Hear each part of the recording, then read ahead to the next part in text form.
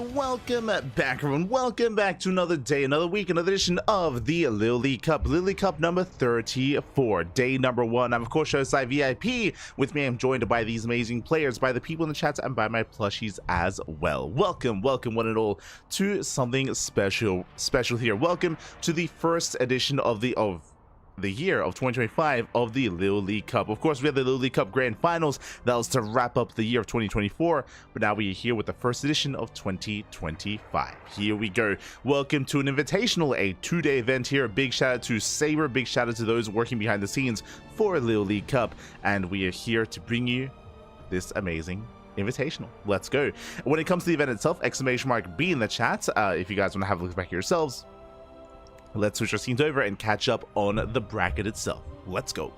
Let's catch up on the bracket. From the top here, we have A players. A players have been invited. We have 8 top Koreans. They're going to be duking it out here in this tournament, and these are all best of 3s.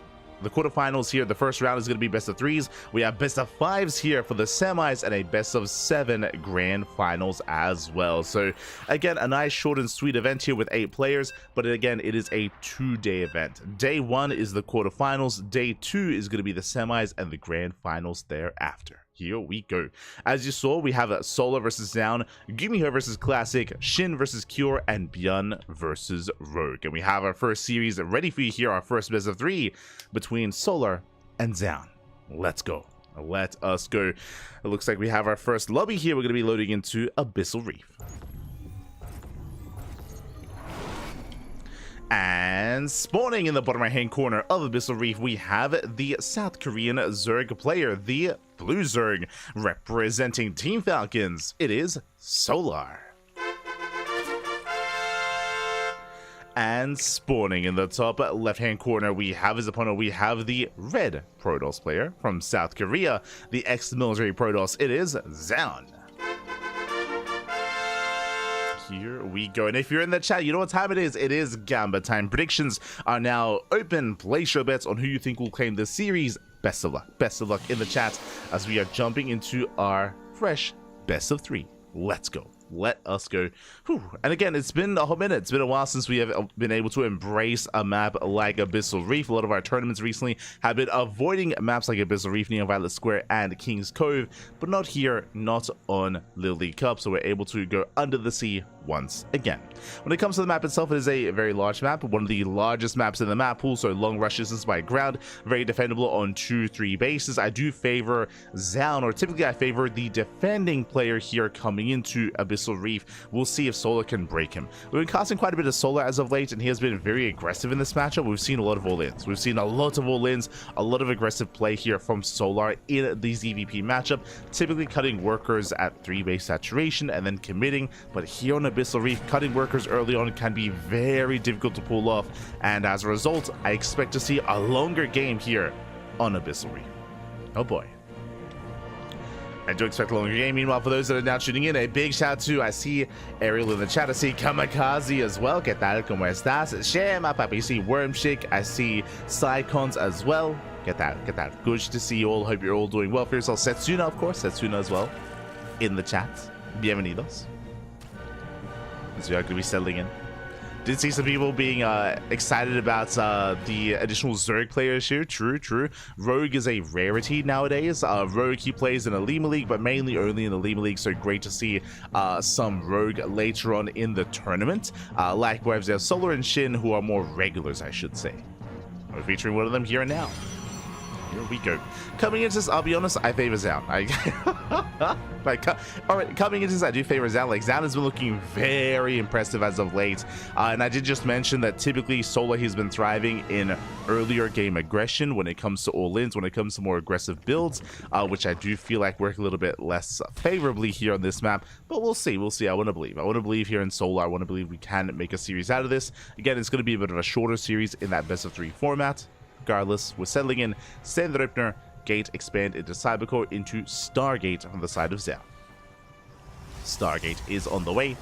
into Oracle Opener. Now, Zoun has been very fond of Void Ray based play, especially in the start of the year. There it is, Void Ray's on the way. And Zoun's go-to for the first couple of weeks of January, if you remember, was a triple Void Ray opener. Not to go into massive Void Ray, not to rush into Sky Toss, but triple Void Ray into a third base, into a fourth base, into Storm was his kind of go-to build of choice, into Charge on Archon, I should emphasize.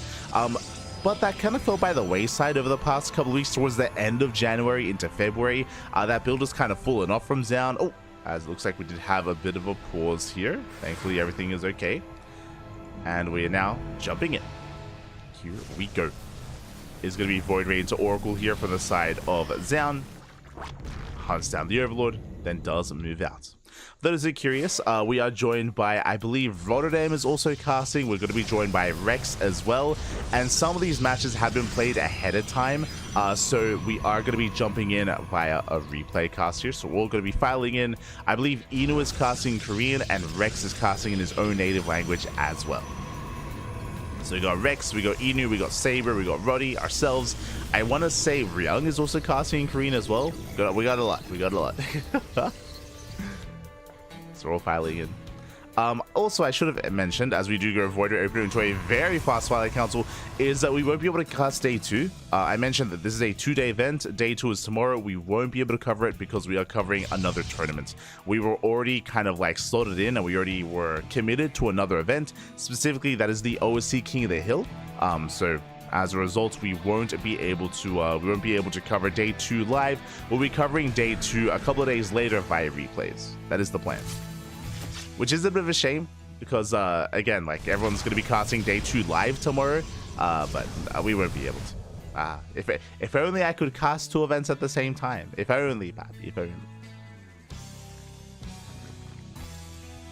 But now, though, we do have our initial opener here. We have our lair on the way from Solar. Do I see any tech? No. No Baliness, no Roach War, no nothing here from the side of Solar.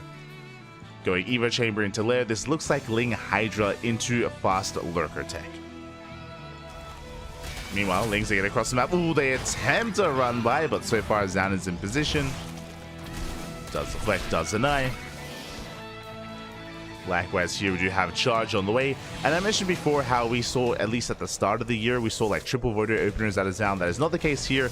Going for the initial Void Ray into a standard follow-up. I say standard follow-up into a Charge timing. Charge with +1. And of course, Archon production behind this. And Storm. As the Void Ray is on patrol outside of the natural. Queen's going to be worldling in. Zoning back down. Is going to be zoned away.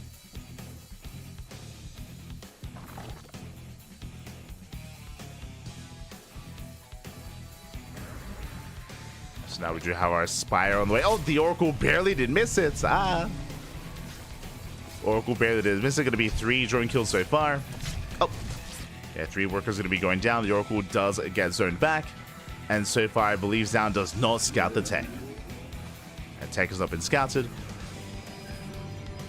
Behind this, we have our High Templar morphing in, gathering energy. No Storm yet.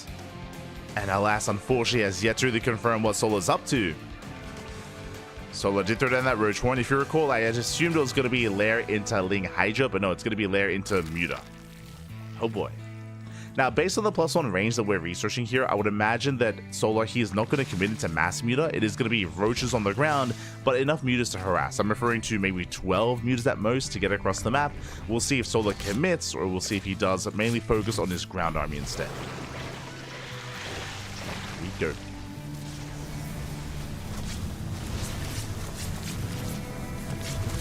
Oh, as Overseer barely will get away.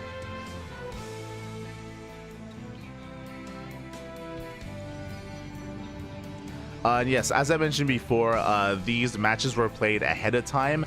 We don't know the results. They were all submitted, and we are going to be casting these matches here and now to you live. Here we go. The reason for it, I believe there was some scheduling conflicts with some of the players and the Wardy event. Basically, Wardy is hosting an event as we speak, so because of scheduling conflicts, they did prioritize, playing these matches out ahead of time to be submitted so they could also play in Wardy's event as well. I believe that's my understanding. as I think Wardy is hosting his like February Invitational. Just as a heads up. And as I mentioned before, day 2 should be casted live tomorrow without any issues.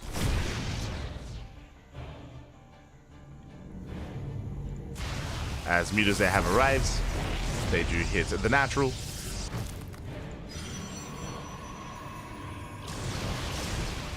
So far, catching out the Phoenix, not bad. One Phoenix does go down, but last no major economic damage yet. So far, Zoun, he did have, oh my god, he did have all the cannons. Mass storm on the mutas.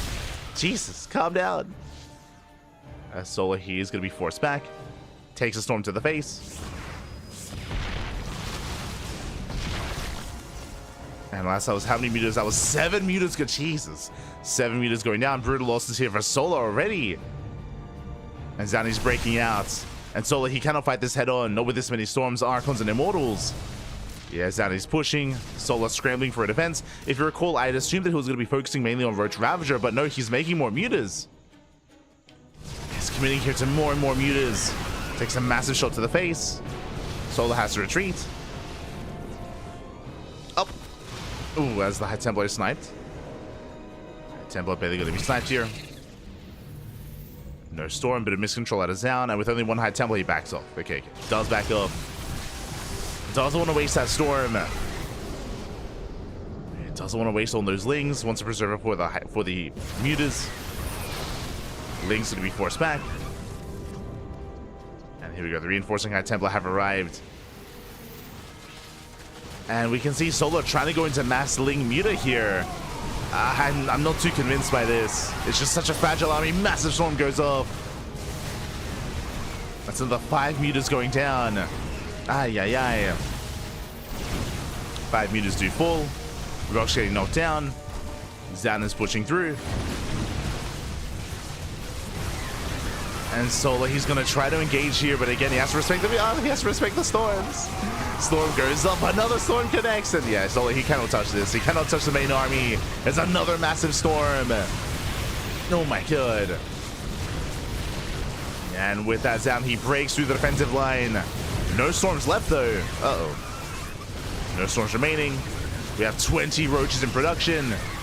And with those roaches, Solar, he can hold on. Yeah, he just needs to buy a little bit more time, and Zoun is being forced back. I say that more. Archons have arrived. GG gets called. Solar, he's not able to buy time, and Zoun will take game number 1. Whew. GG. GG, well played. Zoun will take a lead in the series. Again, I was a little bit shocked that Solar, he did try to commit into mass muta, and as we saw, mutas, they do not fare well in head-on fights. Like in these frontal engagements, mutas, they struggle desperately so against Storm, against Archons. They do amazingly when it comes to harassing, but yeah, defensively, less so. Or engaging with the main army, less so as well. So we saw Solar's army crumble before our eyes, and with that, Zoun takes the lead in the series. GG. GG, well played. Zoun does take a lead, and now Zoun needs one more. He needs one more game here to take it all and to advance on into the next round.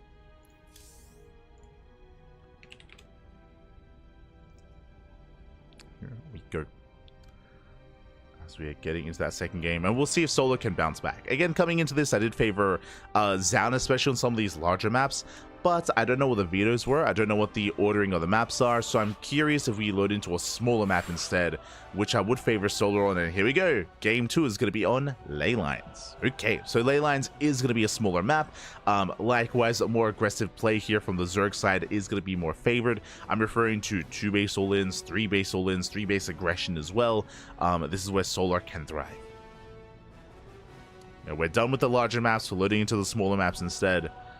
And we'll see if Solar can end the game before Zoun can get out of hand and get out of control. Let's go. Let us go.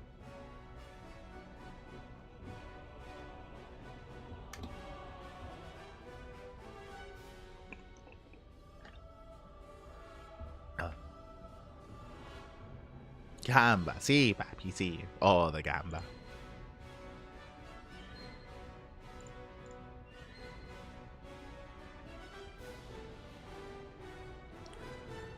Go. Just trying to make sure we get all the casters involved.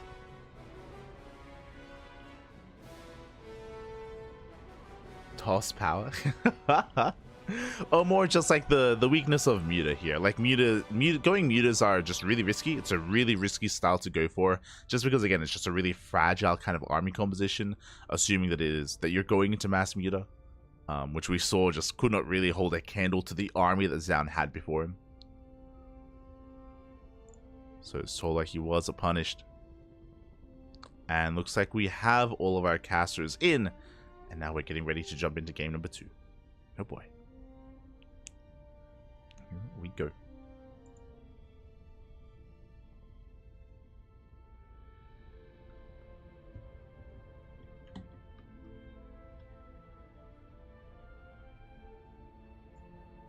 Imagine having a 2-2 unit which can't fight. Well, I mean, Solar chose to make them, so... I mean... He knew what he was getting into, Pappy.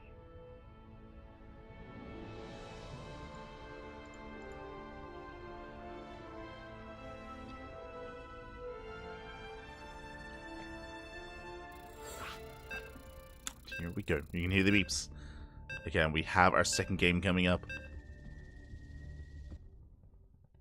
And I'm hoping for an ace match. I'm hoping we can bring it back here and bring it all the way to game 3. Fingers crossed.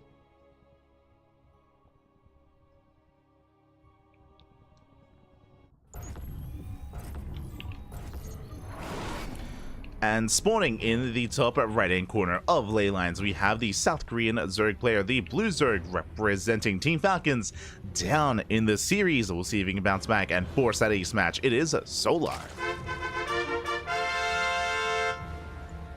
And spawning in the bottom left-hand corner, we have the red Protoss player, also from South Korea, leading the series 1-0. Onomas, one more game is all he needs. It is Zoun.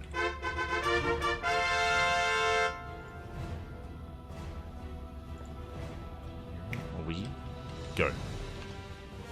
Beautiful. And again, welcome one and all to ley lines as hold on. Beautiful.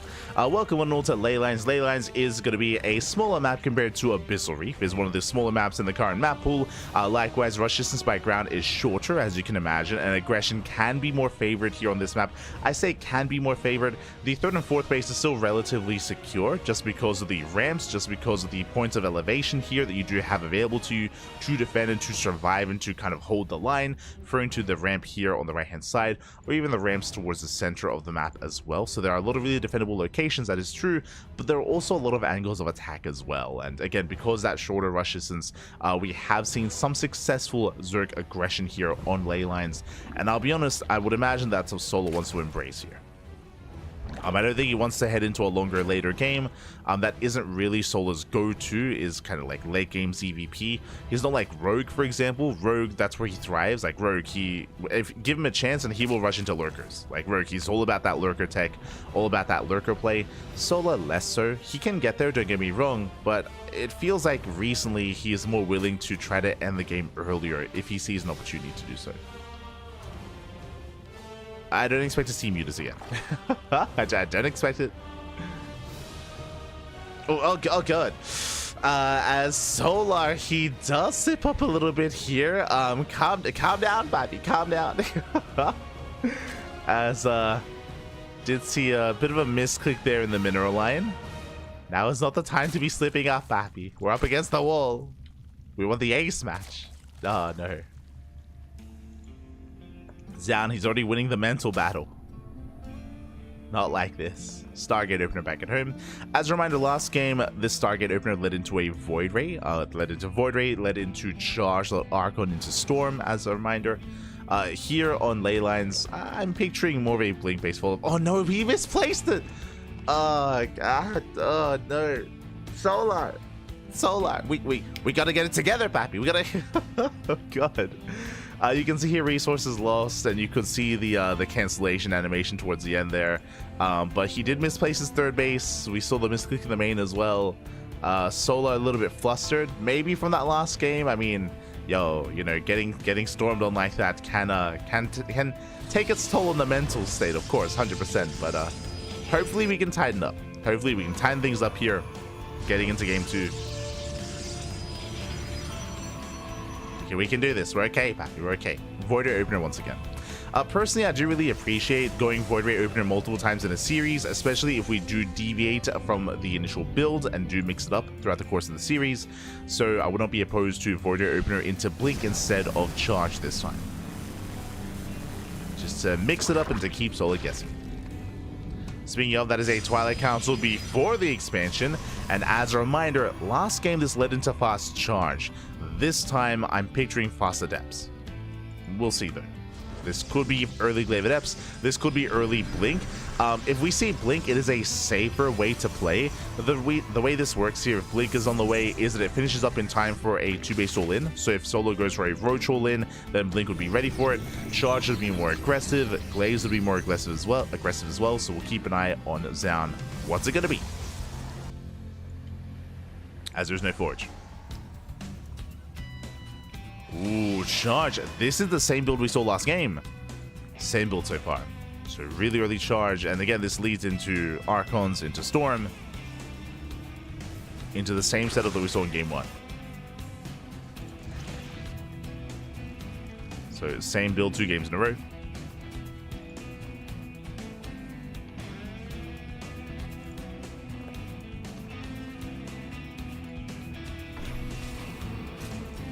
Well, Zoun pokes in, gets to read what's going on, spots the lair. Just like the previous game, it's going to be a lair before tech, but there we go. Roach Horns on the way. And unlike the previous game, I imagine we're not going for Spire play. We're going to go into Roaches, into Evo Chamber, +1 range, into Roach Hydra. I would imagine.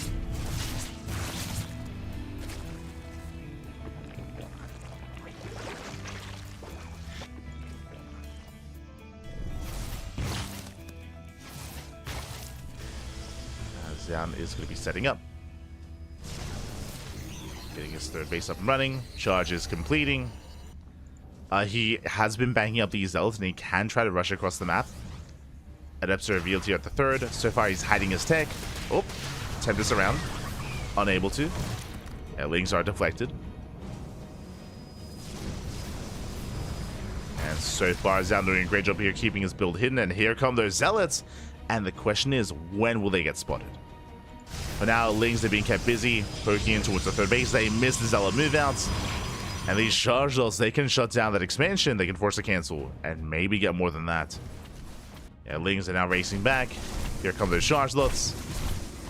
The base is going to be denied. Ooh, that was a cancel, thankfully. It's a cancel into a kill. But regardless, very nice attack here from Zoun. Delays the production, delays the expansion, the economy, delays everything here for Solar. And there comes Storm. Meanwhile, Solar is going Roach into Hydra. I mean, that has entirely skipped Roach production for the time being. Did not actually research Roach speed, so just Ling Hydra, but +1 range. And what I'm curious by is Solar going to saturate the 4th base? Now, what I see here is that Solar, he's run up to 74. That is 3.5 base saturation. We have Overlord speed on the way. And I'm curious, I don't see an Infestation Pit. Not yet. If we go a little bit long without a pit, without joining up even further as he's double expanding, he might just commit and double down and push. And go for a Doom Drop. We have seen a lot of drop play out of Solar with a lot of Drop Lords. And that is going to be another option here for our Zerg player. He's been quite fond of them. We'll keep an eye on him. He has more Ling Hydras amassing. Space is almost done. He's not joining up to 80. And he's moving out. Does move out across the map. No Infestation Pit, no Lurker Den, no Hive. And yeah, we mentioned the Doom Drop. There it is. 6 Overlords on the way. 6 Drop Lords on the way. And again, if you've been watching our stream as of late, you'll know that Soul's just really fond of this. He's just really fond of Drop Lord play in the mid game. And this is basically an all-in. Again, just to reiterate, there's no further tech here. Whether it's Hive, Lurkers, Ultras, there's nothing else here. He's very committed. Likewise, Zoun, he does push in towards that expansion. And do we go for the base trade? Oh, we split off the army. Tempted to go for a counterattack. The expansion goes down. Zoun is racing back home, and the Drop Lords, they haven't really gotten anything done yet. Solar, he's been out of position. Been pulled left and right. Will catch some of these Zealots, not bad. And the drop lords are spotted. They are spotted. Making their way towards the main. Alas, the army's not quite in position. Peels off the Archons and the Zealots with no storm. And Hydras, they do unload. Speaking of storms, ooh, main army gets deflected. Hydra's gonna be forced. Oh my god! The storms! The storms are crazy! Jesus. We do bleed out little Hydras at the same time, though. The Hydras in the main base, they trade well, and the SimCity was working against Zoun. Zoun, he does want in supply. And he has to make sure he doesn't waste those storms. Once again, moving in, but plenty of Ling Hydra reinforcements. Archons are exposed. Storm goes up. And Soli just keeps pushing. Ooh, another storm. And Zoun, he cannot keep pushing in. We'll bleed that an Archon. Two Archons go down. Zoun, he overextended. And he's not in the best position here. He bled out a lot of Archons, a lot of High Templar. He's not ready. And Solar's remaxing. And now he's taking. Now we get the Infestation Bit, Lurker Den, and Hive. Now he's taking up. And who do we favor in this position? If Zoun hadn't counterattacked, I would favor Zoun. But again, he did lose a lot of High Templar and Archons in that push. So I want to give the edge here to Solar. Zoun, he has to defend. He has to buy time. And yes, he has been denying this northern base, but Soul doesn't care. He has a southern base. Like, he's still on a 4-base economy.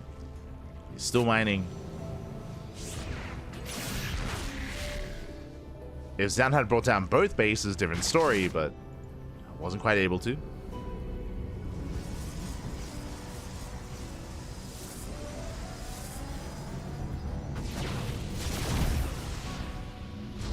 And there it is, fleet beacons on the way, working towards Skytos, but Solar should hit with Lurkers first. Storm grids up. There is a defensive High Templar here on the left-hand side as well. So far, Zoun is keeping up. Zoun, he defends, but the Lunkers, they're coming! Catches the Warp Prism. Nicely done here by Solar. Ooh, Zoun, he overextends, he should not be out here. Doesn't I some of these morphing and lurkers on the right hand side? Not bad. And forces a reaction, forces a response. Solar coming in for the surround. And Zoun is here overextending. High Templar exposed. Solar coming in from behind. He's collapsing the army. High Templar, they're running out. No more storms, but the Hydras are exposed. Zealots, they charge in.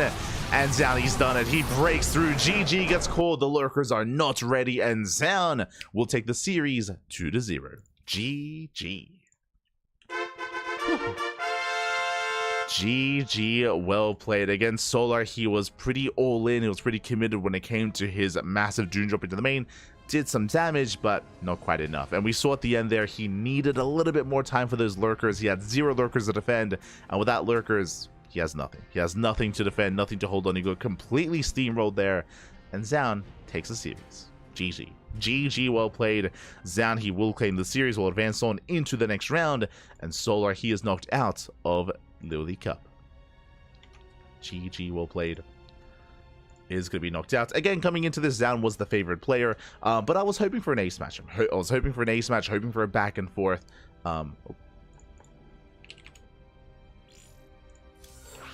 As Zoun does claim the first series here, and now we are soon to find out who will face off against Zoun in the quarterfinals. Up next, we have a TVP between GuMiho and Classic. Let's go. Let us go. We have our TVP.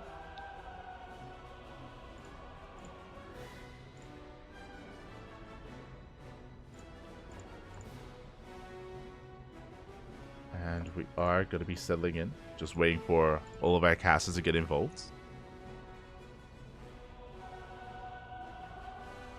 I just need Umbrella to weather those storms. And that's why the Lunkers are underground. They can hide from the storms. True. That's how it works.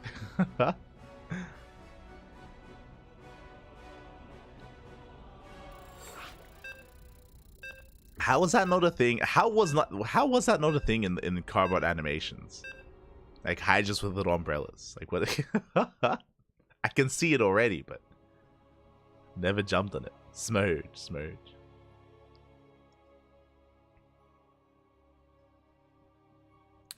Now though, we do have our second series of the night in the quarterfinals, and spawning in the top right hand corner of Frostline, we have the blue Protoss player. We have the South Korean Protoss. It is Classic. And spawning in the bottom left-hand corner, we have his opponents. We have the Red Terran player, representing Red Terran from South Korea, the reigning Home Story Cup champion. It is GuMiho. Here we go, and as we're settling into our fresh series, if you're in the chat, you know what time it is. It is Gamba time. Predictions are open. Place your bets on who you think will claim the series. Best of luck in the chat. This one is going to be harder to call. We have seen Classic look very in form as of late, so I say it's hard to call. Classic has been looking pretty strong. He's been looking very strong as of late, especially in the PvP and PvT matchup. He actually has defeated GuMiho recently as well. I'm referring to recent performances in Lima League, recent performances in the WarTCB Monday as well. So Classic has been looking very, very strong over the past couple of weeks. At the same time, GuMiho, of course, he is our reigning Home Story Cup champion. But coming into December and in the aftermath of Home Story Cup, I will say that GuMiho has been struggling a little bit more. But I would also say that the X factor for GuMiho is that he does play and come up with his own builds. He does play his own style. He does enjoy playing mech against Protoss from time to time as well. Like, mech is a very, GuMiho is a very unorthodox player and a very difficult player to read. It's one of those things where I could definitely see either one winning this series. Like, on the one hand, I'm like, oh, Classic is really in form right now and he's looking really impressive. On the other hand, GuMiho is an animal. He's very chaotic. He's hard to read, and I can see him just clowning on everyone as well. It's like, that's also why I love casting GuMiho. Like, I love casting GuMiho just because of that more unpredictable nature of GuMiho as well. Makes her a very entertaining player. Very entertaining. For now, economic opener, ranks expand, single gas opener out of our Terran player. Meanwhile, Classic just going for a gate cyber expand himself. So standard opener out of Classic, more economic opener out of GuMiho. Outside of that though, we are settling in. You can see GuMiho is checking for proxies, making sure there's no gateway before moving out.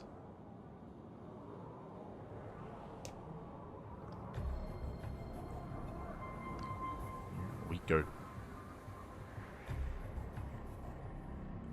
Meanwhile, we have a take of choice. Not a Stargate. It's going to be a Robo opener. I didn't even get to mention it. But Classic, he is one that does typically enjoy Stargate play in this matchup. We see it more often than not. But despite that, it's going to be a Robo start instead. Very safe play here at a Classic.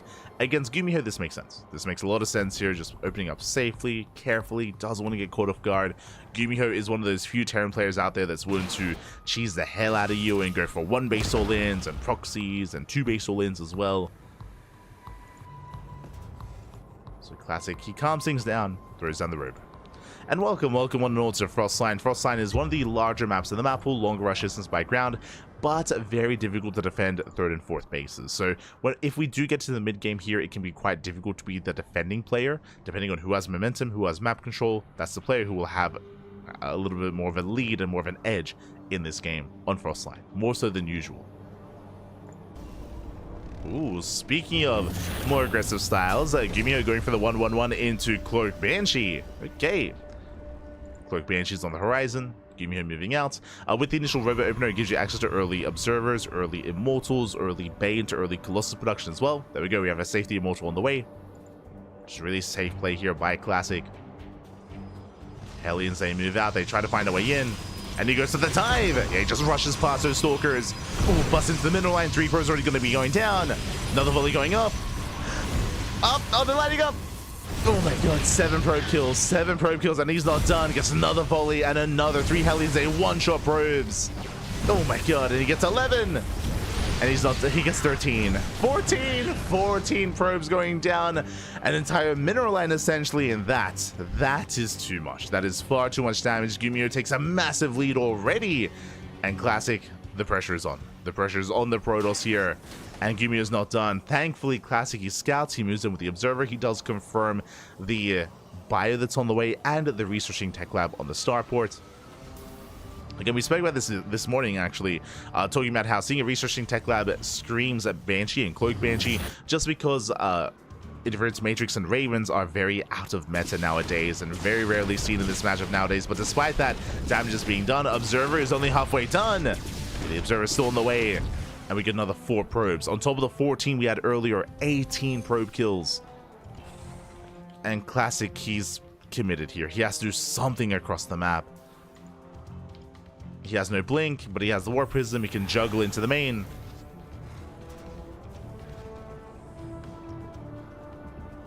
He's going to try. Going to try to juggle in. There we go. Does unload. Going for the Warp in as well. And GuMiho not quite in position here. They'll snipe the Observer. Gas guys are going to be going down. Boys are being pulled so far. Good damage here by Classic.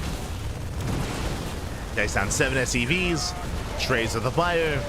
GuMiho meanwhile is across the map. He's a Cyclone in the middle line. Banshees in the main. And he wants that Immortal. Can he get it? No, he won't be able to. Yo, Classic by reinforcing. I mean, where's the defenses back at home? GuMiho is in trouble. He's in a lot of trouble here. 15 SCVs going down. Also, very successful counterattack here by Classic. Despite not having blink, this is getting out of hand. This is getting out of control. Classic is back in this game. 21 SCVs. I say back in this game. He's winning this game. 23. He's like, mate, I see your 18 probe kills. I'm gonna raise you 23 SCVs. Despite that, it's still not done. It's still not over because it's actually 23 versus 23 as that Cyclone was getting more damage done earlier. Both players are hurting. Banshees, they overwhelm the Stalkers. Oof. They're getting 1, they're getting 2. Depowering the gateways, depowering the Robo as well. Yeah, Cybercore went down. No reinforcing Stalkers are available. Gateways on the way. Speaking of, another gateway's going to be going down. And there's no Cybercore. We can only warp in Zealots. There's no anti-air. The Banshees, they can keep going. Oh. They can and they will. And these Banshees, they might just end the game. Because there is no answer. Yeah, there's nothing. There's nothing at home. Everything's just going to die. Back across the map, GuMiho defends. And he overwhelms. He overwhelms Classic. There's nothing that shoots up. Very chaotic game. Very chaotic, but the reality is here. There's no answer to this aggression. There is no answer to this army. Charges in production. Cybercore still on the way. And the Cybercore will soon finish. And there we go. 5 warping of Stalkers. But he's going to kill the expansion. No shot. The base. The Nexus. Can he get it? Up. Up. It's close. He gets it. Nexus goes down. There is no natural, and Classic is down to a 1 base economy. Down to 1 base. GuMiho is rallying across the map. He smells blood in the water. He knows how close he is to break. I mean, arguably, he's already broken Classic. He's just going to keep going. He's going to send it, Pappy.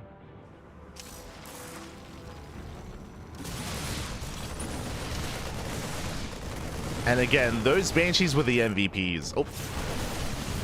They were the MVPs here. Again, they sniped the Cybercore. That's why there were no Stalker reinforcements. That's why there were no warp-ins. As Classic couldn't warp anything in outside of slow lots. And in the end, GG gets called. GuMiho will take game number 1. GG. GG, well played. Some strong moments for both players. I was very impressed by the initial aggression, the initial Hellion dive of GuMiho. I was more impressed by the counterattack from Classic to go across the map without even blink. He was able to juggle. He was able, I say juggle. He was able to ferry his units into the main base with that Warp Prism, able to snowball out of control. There was nothing on him to defend. He did an amazing amount of damage. Unfortunately, though, across the map, the Cybercore was killed. Without that Cybercore, the Banshees, they wreaked havoc, and that eventually led into the natural being killed and the natural falling. Things did escalate out of hand and out of control, and with that, GuMiho takes the lead.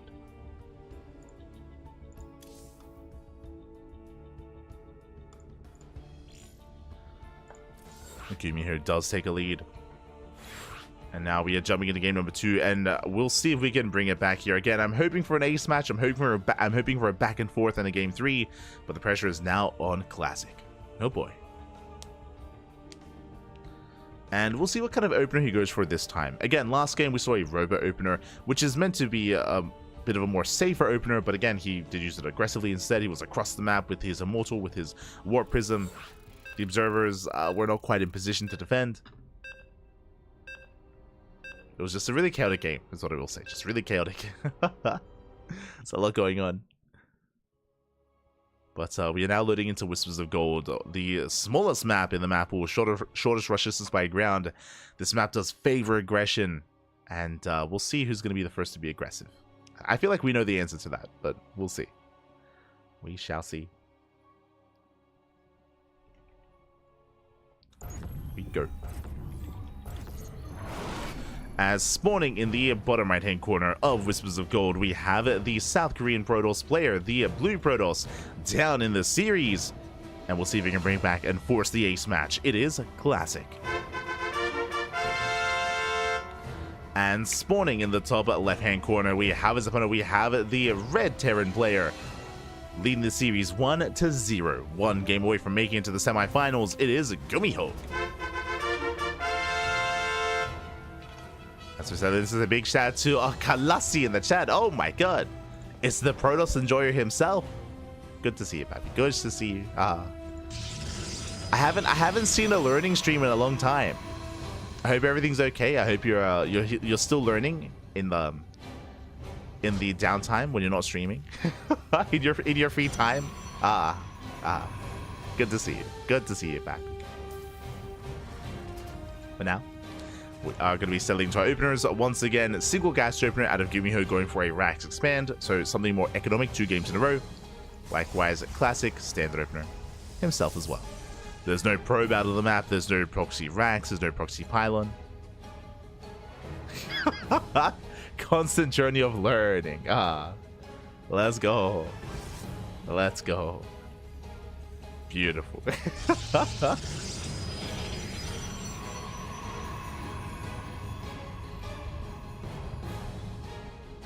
I love that emote. Oh god. It's beautiful. So now we're settling in. Gonna be settling in, as we mentioned, again, economic opener. There's a CC on the low ground that we did mention. And last game, as a reminder, this led into a 1-1-1 into Cloak Banshee. Now, I don't expect another Cloak Banshee build here in Game 2. Typically, that's something you do once in a series, just once, and you don't want to rely on it too heavily. So this instead can lead into a Widowmine drop, can lead into early tank production, can lead into early Raxes and a delayed starport. We have options. GuMiho does have options here. For now, he's checking, scouting. I believe GuMiho did skip his Reaper. Yes, he skipped his Reaper and he skipped his SCV scout. This is done quite often here amongst the Korean and just top Terran players in general. Is you don't care. You don't care what your opponent's up to. You just skip the SCV scout. You skip the Reaper scout. We are checking for proxies. Don't get me wrong. So GuMiho is still being somewhat safe, but he's not really too concerned with checking across the map as to what's going on. Just cutting corners, being more efficient here. And his scouting is going to come in the form of Hellions. It's a bit of a later scout, but a scout nonetheless, as Hellions will be able to get across the map and get a read on what is happening. CC does complete in time. Oh, the SCV though. Up. Can he get away? Can he get away? No shot. He won't be able to. SCV does go down. Nice pickoff. Marine does rally into the mineral line. That confirms saturation. Back at home, it was a Twilight Council opener into Blink from the side of Classic. So Blink-based opener from our Protoss. And the question becomes, how many gateways? 2-gate Blink, 3-gate Blink, or 4-gate Blink Stalker? I'm feeling at least 3. I'm feeling like 3-gate Blink into... Yep, there we go. Speaking of, 2 gates get thrown down. 3 gates. 3 in total. There's the Robo. Again, this is just a really safe play, just a really safe way to open up, and also allows you to be aggressive as well. A very versatile opener, I should say. Very versatile. Meanwhile, across the map, GuMiho rushing into a 2-1-1. My apologies, I should have pointed that out earlier. When we saw the add-on swap, early Tech Lab, early Stim. This is a rare build in this matchup. Very rare. Let's go. Now, for those that are curious, a 2-on-1 is usually seen against Zerg players. What this is a stim timing. Stim timing with an add-on swap here into 2 medevacs into 16 Marines across the map. This is used in TVZ to deny creep, to snipe queens, to get damage done across the map. Now, the reason why this is risky against Protoss is because you are vulnerable to a Stalker counterattack. Because you have 0 tanks. Because this factory is mainly used for add-ons, for creating reactors and more reactors, and now a tech lab towards the end, it means that tank production is heavily delayed here in favor of Stim, in favor of Mass Marine. If this 2-on-1 does not do enough damage, then GuMiho will fall behind. Or at least he should fall behind here to Classic, to an eventual counterattack, to greater tech. First tank is on the way, and here we go. Here comes the double drop. Ooh, actually not even 16 Marines here, even less than that. And GuMiho, his goal here is to slip into the main. Speaking of the main base, Classic is somewhat in position. Hellions, they distract on the left. GuMiho boosting into the main. Will unload, out of vision. Yo, can he get into the mineral line? Can he snipe the pylon? Goes for the gas mining probes. Stalkers, they're trying to keep up. The boys are being pulled and probes are going down. And this is what GuMiho was hoping for. He gets 9 probes and takes down 2 stalkers. Oh my god. Goes for another snip. He wants the stalkers. He gets 1. He gets, oh my god, he gets all 4. 4 stalkers, 5 stalkers going down. Very nice damage here. He's going to be forced back, but damage has been done. Up. Can he get 1 more? He can. 11. He got 11 probes and 5 stalkers with 12 Marines. And what's crazy? The medevacs survived. The medevacs did survive, and this was worth it. Again, if he had killed only like 5 workers, for example, if Classic had more of his army in position, if GuMiho did not get as much damage as he did, then he would be in a rough place, but this is good enough. Now he can get his 3rd on location. So GuMiho, he traded well, and now he has to survive and defend the counterattack. Speaking of, we do see charge has completed, 3rd base getting saturated. Classic looks like he has delayed his own splash damage in favor of charge and +1. So a very gateway heavy composition. Ooh, meanwhile, the observer does spot the move out. GuMiho's pushing. Classic doesn't really have much of an army here. He's only got 4 zealots. Oh. With a low zealot count, I'm going to be concerned here. It's catching reinforcements, takes down medevac, takes down a tank as well. Massive pickups.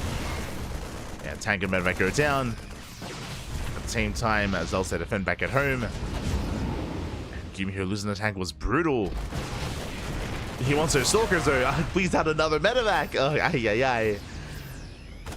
Yeah, Classic is recovering. He's just running circles here around GuMiho. Picking up medevac after medevac, tank as well. ByuN delaying the push, and Zelsa, he wants more. Yeah, just completely picking GuMiho apart. GuMiho, he had potential for it with his push, but it's shut down. Oh no! Oh my god, there's a tank inside. Get out of here. He can't leave. He's trapped. Oh no! No, not like this. Oh my god.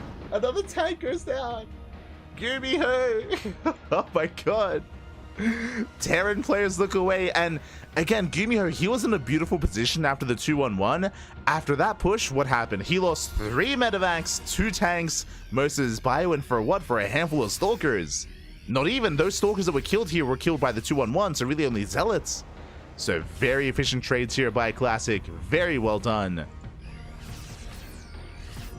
Picking up over almost every single high-tech unit that GuMiho had for a handful of zealots.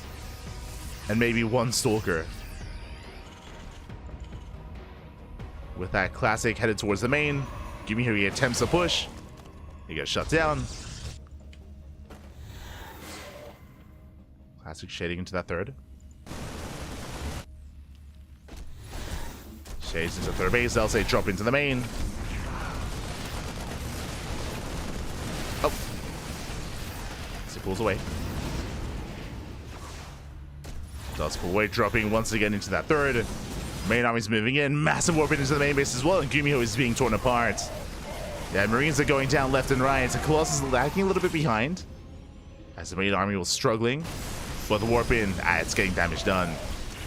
Yeah, the main base is under fire. And Classic, he wants that 3rd. He has to be careful though. Does force a lift. Prism comes in to reinforce. Nice force fields. Zones away the army. Does zone away. Vikings have arrived. Ooh, Prism taking a lot of hits, and the warping is denied. Yeah, nice pickoff. Forces the recall. And yes, some very nice control there from GuMiho with those Vikings. Does hold on to the 3rd base despite all the damage being dealt in the main. We have a back and forth. We live. We live, Patty. Let's go. From here, Classic has to back off. Second Robo's on the way. Temple Archives in towards Storm, in towards more Colossus, into more Disruptors, into more splash damage. But Classic has been forced back home. This is giving GuMiho the time he needs to reestablish his economy, to get his third base up and running, and to eventually get a fourth. No fourth CC yet, which is a little bit concerning. Not yet. Both armies back up. Where was the Stalker counter? Did we miss it? Are you talking about the kill counts? So if you're referring to the previous fight when GuMiho was losing all of his tanks and all of his medevacs, 5 Stalkers died to the 2-on-1 before that, and amongst that trade, Classic only lost one. Only lost 1 Stalker, as it was catching all the tanks and medevacs. So it's just, yeah, crazy efficiency at a Classic. Crazy efficiency. Crazy efficiency. But now, though, the armies, they back off. They do back off from each other. There's that 4th CC on the way. This is a late 4th base for GuMiho. Bear that in mind. But, I mean, he's been struggling to survive, so I don't blame him too much for that. But with that later 4th base, Classic's already getting a 5th. He's built up to 4 Colossus. That's a lot of lasers. That's a lot of Colossus. And he's not done. Here come the Disruptors. Yeah, the Disruptors are on the way. High Templar as well. There's no Storm, so just full Archons. Now, what we're really missing here is the War Prism. The Prism is... oh, never mind. With the main army. I'm a little bit blind. Yeah, with that Prism, Classic can go for a second wave. A second push. He's maxed out. 200 supply. Gonna knock down those rocks. Head towards the 3rd base. And what kind of defensive setup do we have here? We have 7 Vikings. 7 Vikings. 3 Ghosts. A couple of EMPs. Prism into the main. Does make it through. Can we get a warp in? Classic's maxed out. He is maxed. Takes down the bunker. Trading with the army. Vikings, they do dive in, but there's just so many Colossus. Even the hallucination does tank a volley. Last Classic going to be forced back. Zelts in the main are cleaned up. I believe the Prism went down. Yeah, the Prism did go down in the main. So no reinforcements for Classic. Despite that, never goes. Oh no! Oh my god, massive connection. Massive connection from the Nova. Vikings, they finally get 1 Colossus, but there's still 3 left. Down to 2.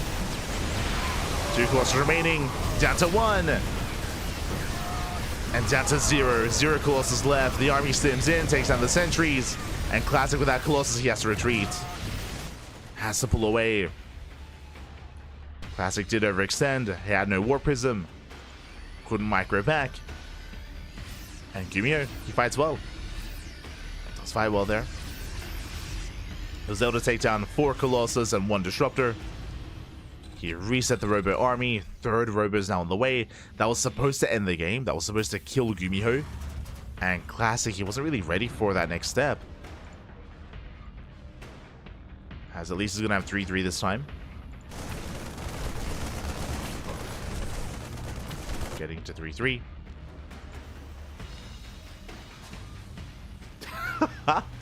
Build of the gods. Build of the Gumi god, mate. Let's go. True. Yo, it takes a lot of cojones to 2-on-1 a Protoss, okay? Just saying. Oh!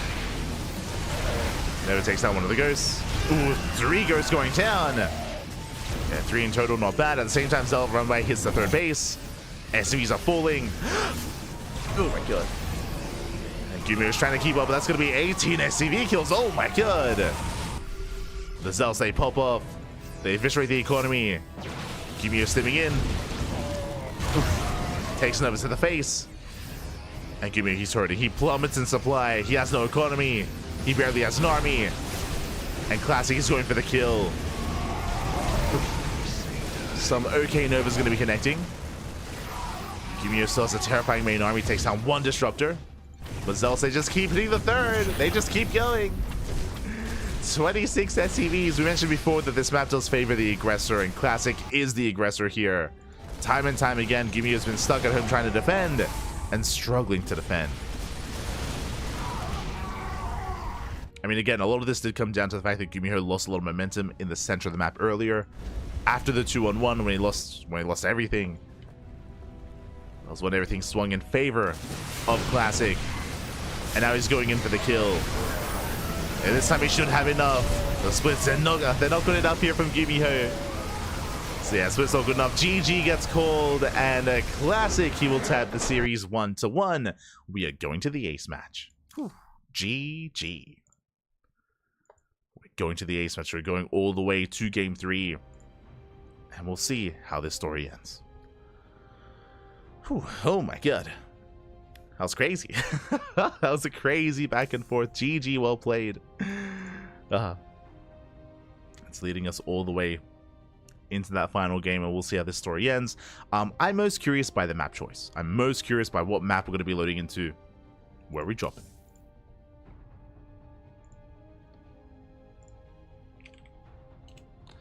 Where are we dropping?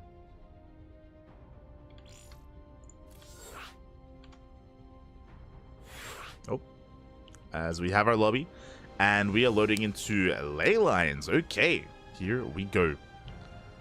Ley line's going to be coming up next.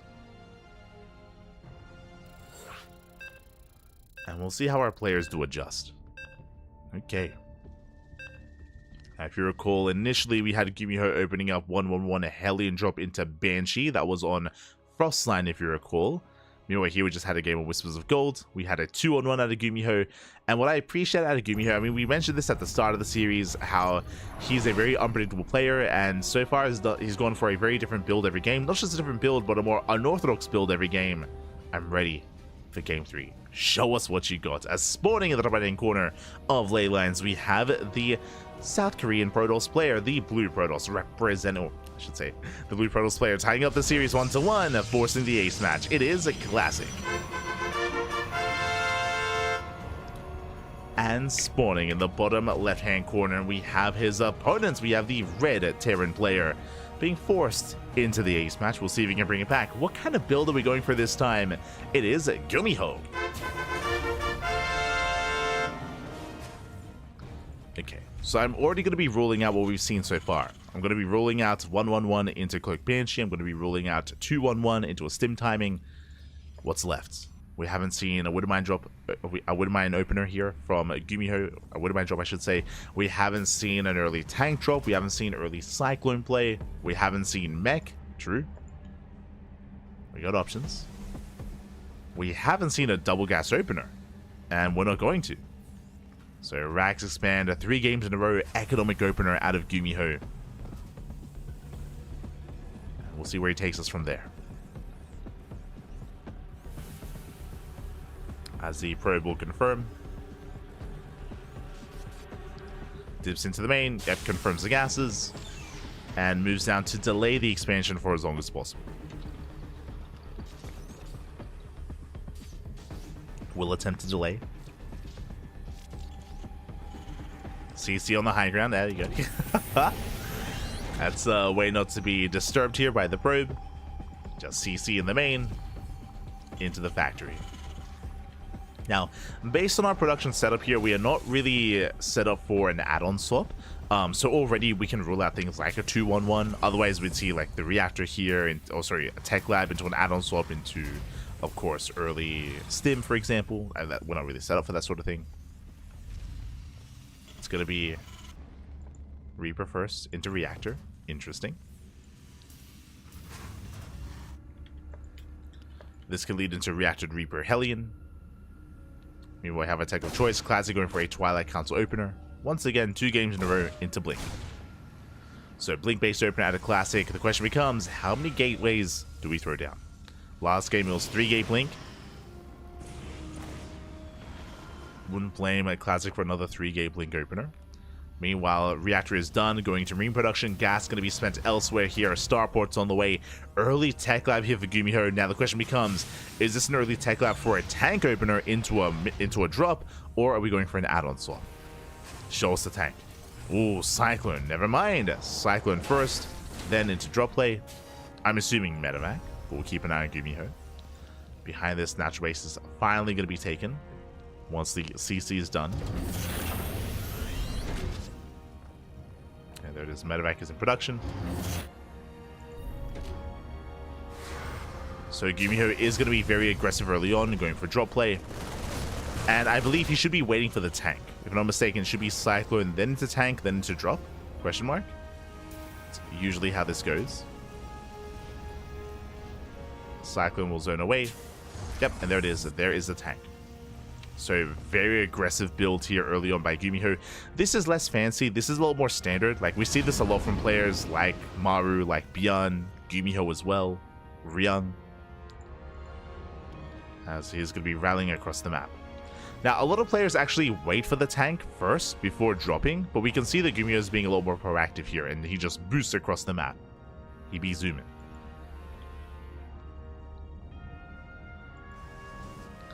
Stalker's getting position. Ooh, as we do see Classic going for a 4th gate. Oh my god, 4-gate blink. And does he scout? He sees some of the gateways here. But again, that is a 4-gate setup in the main, which means Classic is being hyper aggressive. Here comes the Prism. Prism is on the way, and we're going to be seeing some 4-gate blink. We're going to be seeing some blink aggression that we have yet to see here in this series from Classic. Let's go. He's pushing. Classic moving out, so you can see GuMiho, he wanted to be active. He's being proactive here by being active here at the 3rd. We'll see if he can catch out those Stalkers. Now, GuMiho, he didn't see the gateway counts completely. He saw 3 gates, he didn't see the 4th, but regardless, he knows that aggression is coming.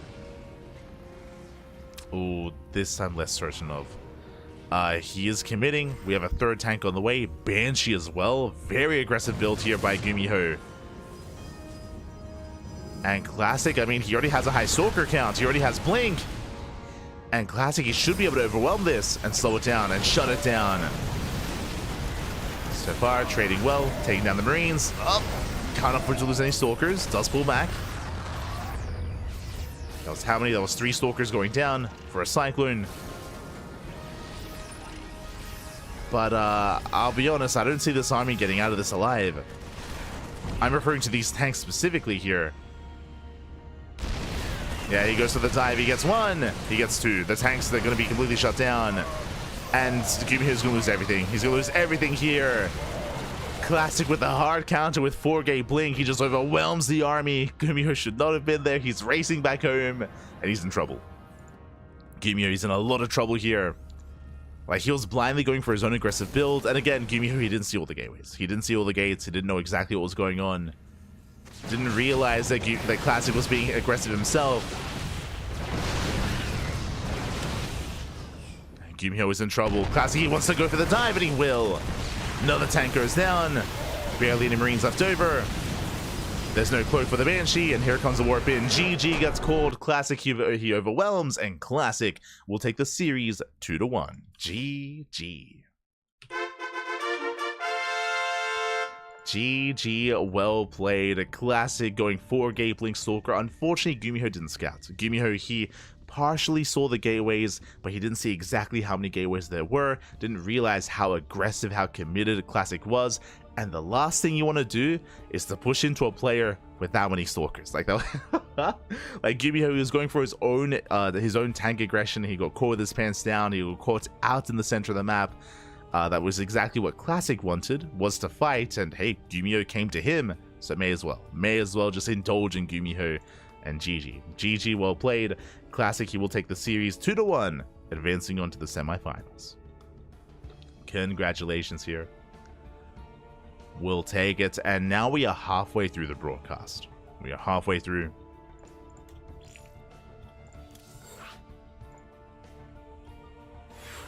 As we are now getting into our next match, into our next series. Oh my god.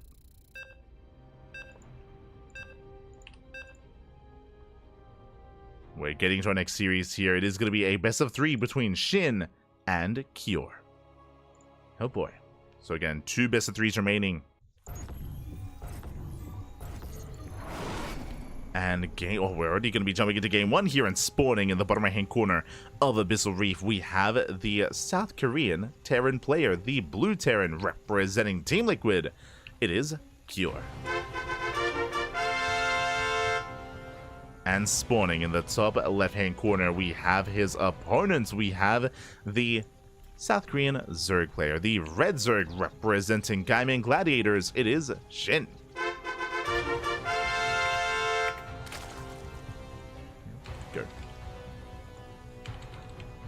just setting up an alias for our players.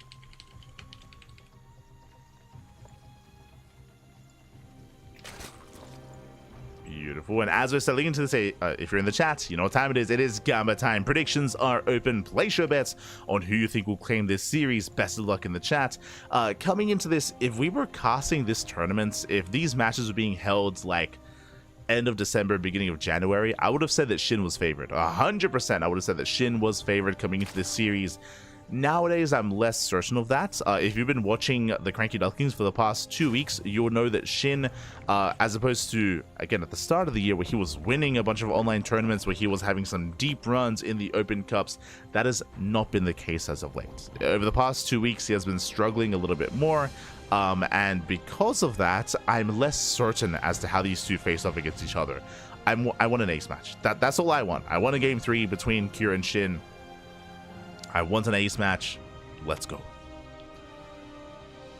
Here's what I'm hoping for. Meanwhile, best of luck in the chat with your predictions. Best of luck. I'm not envious for this one.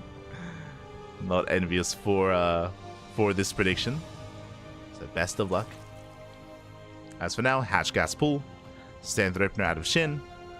Likewise, Rax Expand out of Cure as well. Standard openers all around.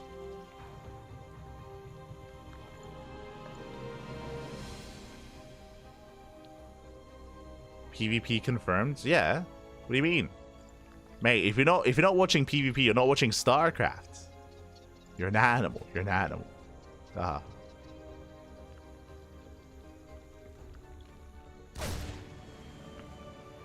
As Cure does dip into the natural, dancing with the Lings. So far, no major losses here, just kind of a micro check between the two armies. Ooh, one Ling does go down. Nice pickup. Nice pickup here by Cure. Gets one Zergling. And we forced the low ground expansion. My apologies. I assumed that SHIN was expanding elsewhere. Bold move. This is a much more exposed third location for SHIN. I'm a little bit concerned as to whether we can hold on to it. And we'll see how Cure tries to punish this, if at all. We'll keep an eye on Cure. We'll see if he does commit into an earlier tank push, into like a 7 minutes, like Hellbat tank push, which he was very fond of back in the day. Especially during the Gressvan era of StarCraft, which I think could work quite well here, but we'll keep an eye on him.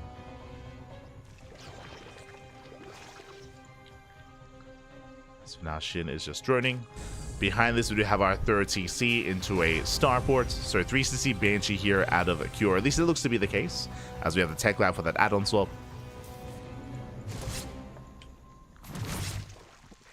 There we go.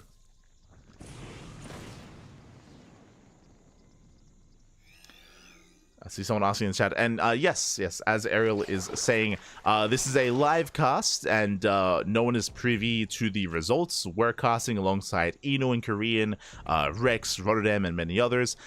These matches were submitted ahead of time. The reason for this is because there is another tournament happening as we speak. There's the Wardy tournament. So because there was a bit of a scheduling issue and because there's an overlap, players wanted to play in both at the same time. So again, that's one of the reasons why the matches were played out ahead of time, to allow for that.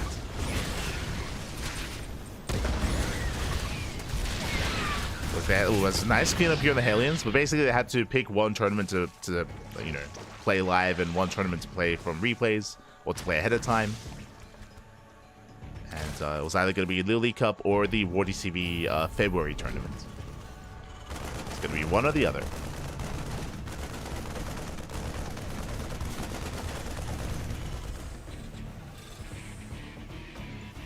Cure is setting up, throwing down his extra Raxes. Again, it is going to be 3CC Banshee, as Cloak Banshees are on the way.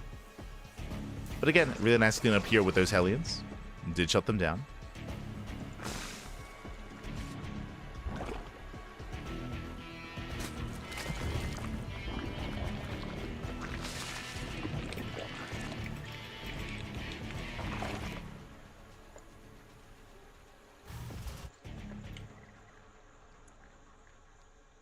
Cure is going to be rotating.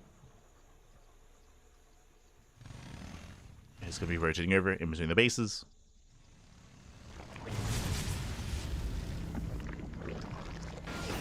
So far, SHIN, he does maintain himself. More importantly, he protects his mineral line. So far, he's able to saturate that third base.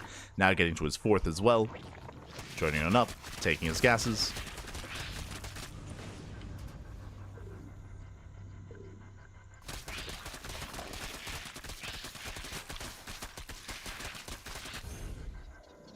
And really, my eyes are on this third base, as he is taking a gas geyser here. He has both gases at the natural, he has gases in the main base.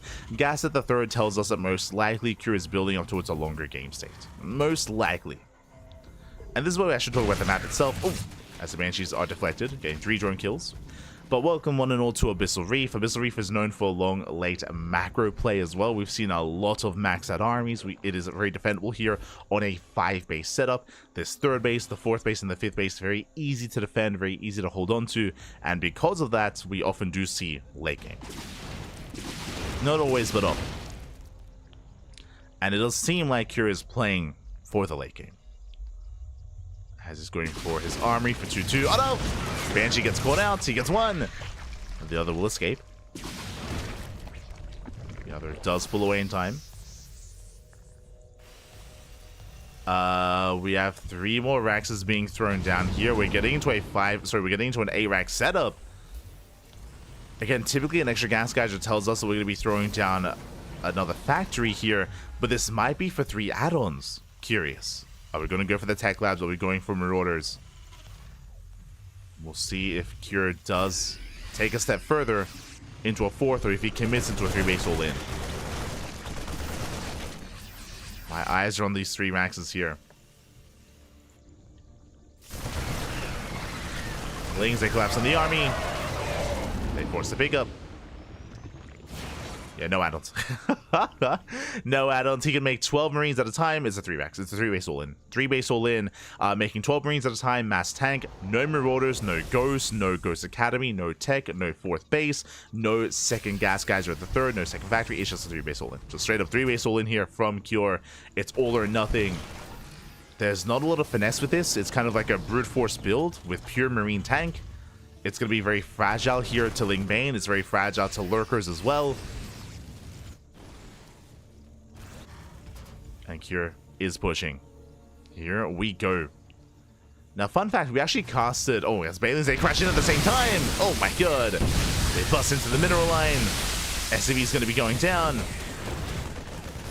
What I was going to say is, if you were here yesterday, we actually casted SHIN versus Clem during the OSC Season 12 Championship, and we had the same build here on Frostline, and SHIN did fall to it. He was killed, he was overwhelmed by the 3-base all-in, but this time there's a lot of creep.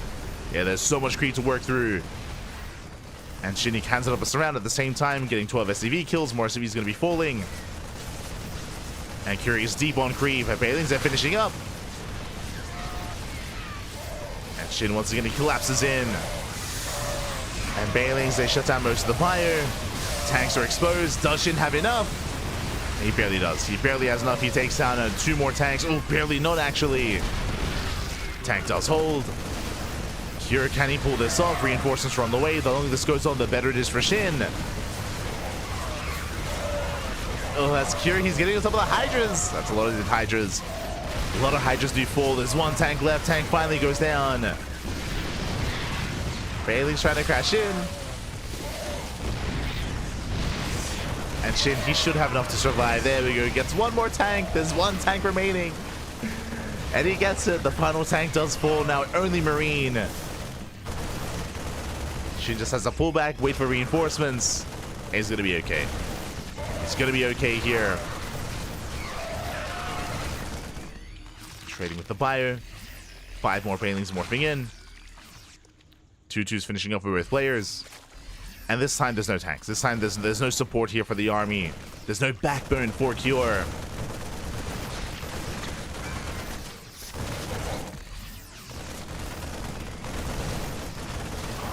There's no backbone. Oh my God. Does start down to those Banelings. Very nice target firing. Cure, calm down. Oh my God. The splits. He splits well, but it doesn't matter. Yeah, it's not going to be good enough here, as he's just run out of steam. Oof. As SHIN, he holds, he survives. He has 81 workers behind this. He has a booming economy. The creep is still solid. And GG gets called as SHIN. He survives the all-in, and SHIN takes game number 1. Whew. GG. GG, well played.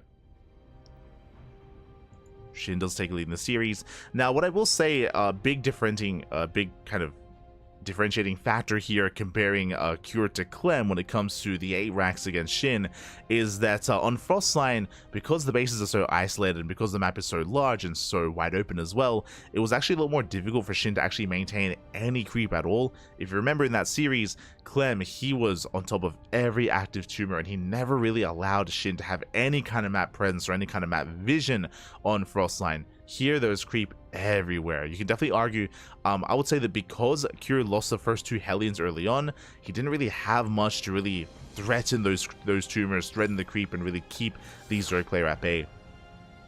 The creep just gave him just so much freedom here to engage, to collapse on the army, so much vision as well. It was just a much, much stronger defense here from SHIN, and he was able to shut down the first wave, and GG. GG, well played. With that, SHIN takes a lead, and now we're getting into game number 2. Let's go.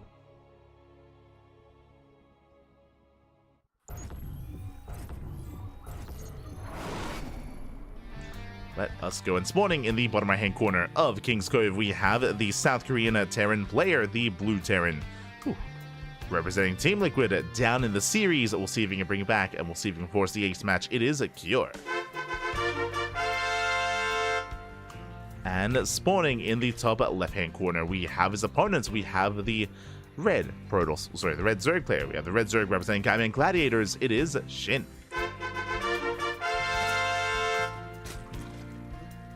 Here we go.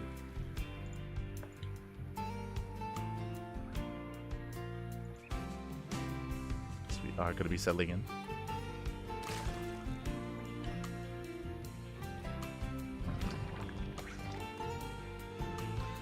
Our standard setup here, and welcome on all to King's Cove. King's Cove is another one of these larger maps, a larger map in the map pool. I would say, and I would hope not to see Cure go for a 3-base all in here, just because the rush distance by ground is so long on King's Cove. It is very defendable on 3 bases, but unlike on Abyssal Reef, it is more difficult to get your 4th base up and running and your 5th base up and running on King's Cove. So we see a lot of aggression, a lot of contention in the center of the map towards that 4th and 5th base. So we'll see how Cure will approach this dilemma of expanding and taking, you know, your 5th expansion, if we can go that far. Now, as we're selling in, a big shout to Peanut Butter Jesus. Oh my God, Jesus, papi, ¿qué tal? ¿Cómo estás? Thank you so much for resubscribing for 2 months, 2 months in a row. Thank you so much for the support. Do appreciate it. Hope you enjoy the content. Hope you enjoy the StarCraft, and hope you enjoy the casting as well. Thank you so much for resubscribing. Thank you. Abyssal, then King's Cove. Yeah, big maps, large maps here, back to back, which I would say typically favors the Zerg player. Like, it's smaller maps where Zerg players usually struggle, as Terrans are able to be a lot more assertive, a lot more aggressive, and in the face of the Zerg, and able to break them before they can really stabilize. On these larger maps, players like SHIN have a greater opportunity to settle into a 4-base economy. Last game, he was able to get up to 81 workers and defend against the all-in. But I don't expect the same kind of strategy here from Cure 2 games in a row. I don't expect the same style. I expect to see something different, but we'll see. We keep an eye on Cure.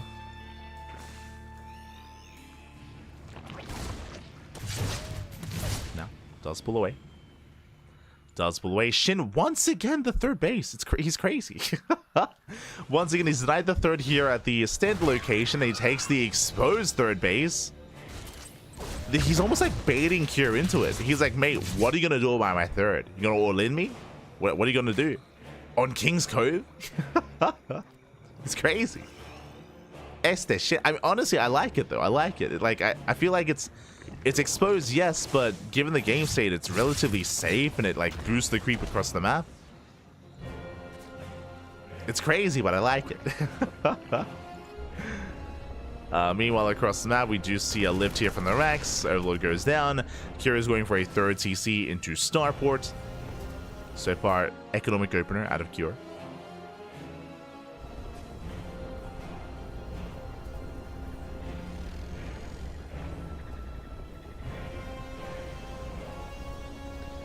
is going to be that economic opener. Ooh, a Viking first. I mean, he has to go for the Viking first as there was no add-on swap as the tech lab was delayed. So most likely Viking into Liberator, typically. Shin taking his third. And this time no Banshee. Oh, delayed Banshee. Okay. Bold move. Bold move. So typically in this matchup, if you open up Viking, you're telling your opponent essentially that you shouldn't be going Banshee. The reason for this is because a Viking delays your Banshee production because you don't have your add-on, you don't have your setup. If you recall, the reason why we made a Viking was because the racks lifted as well, and usually this is just a very inefficient way to open Banshee. So because of this, Shin might not be ready for those Banshees. As you can see here, Spore behind the mineral line. These are Spores in position for Liberator defense. At least the Spore here at the natural. The Spore in the main base, more against Banshees. So thankfully, Shin is playing safe. But again, the Banshees might be able to catch him off guard, and we could see Cure pop off with them.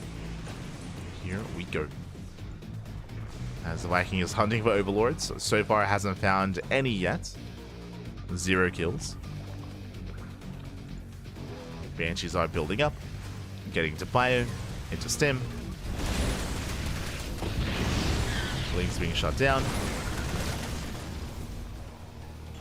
And Shin is going to be opening and playing Roach.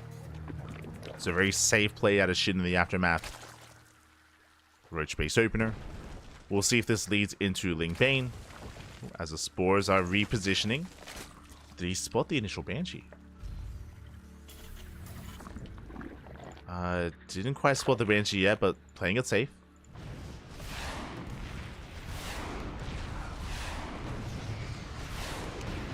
Viking does hunt down the Overlord. And finally gets one. Let's go. Gets one Overlord. Double Evo Chamber on the way. But this should just be Roach into Ling Bane, Roach Ravager. I would imagine. The other option would be go Roach Ravager into a Hydra Lurker, which is a little bit more niche as a build. We see it sometimes from Dark, especially in the previous map pool, where he would go Roach Hydra into Lurker Viper. But here we go, Cure. He deals with the Overlord, he's moving in. But again, Shin did play it safe. He has the Spore in position. Queens less so. They're in the main. They're not at the natural. Drone's going to be going down. 2 drones so far. Not bad. To attempt an overseer scout across the map. It's denied. The changeling doesn't make it through either. It's a nice denial overall. And as we assumed, there it is, Bane the Nest. So it's going to be Roach Ravager, then into Ling Bane. So one of the more standard setups here. Now this can lead into Ling Bane into Ultra Tech. That is usually where that leads. Just because we should be abandoning range upgrades and going into melee instead. Ooh, Tank Boy's going off. The Roaches, they get punished. Oh my god. And Shin is going to be shut down. And yeah, just a really bold move for Shin to have tried to go up that ramp. Remember, as you mentioned at the start of the game, the 3-base setup on King's Cove is just very defendable. It's very secure, very difficult to break. The more exposed base is the 4th, if you recall. The 4th and the 5th, that's where it's more difficult to defend. But the 3rd, Pappy, we're good. We're fine. We have SimCity, we have tank lines. Cure is secure.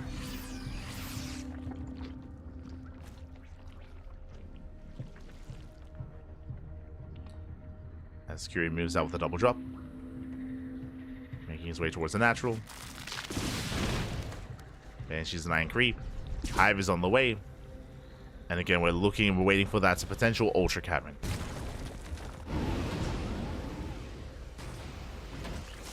As yep, there it is. There's melee. So again, it's a little more common here to go Roach Ravager +1 range, then into +1 melee, then into Ling Bane, out of Roach Ravager into Ultra.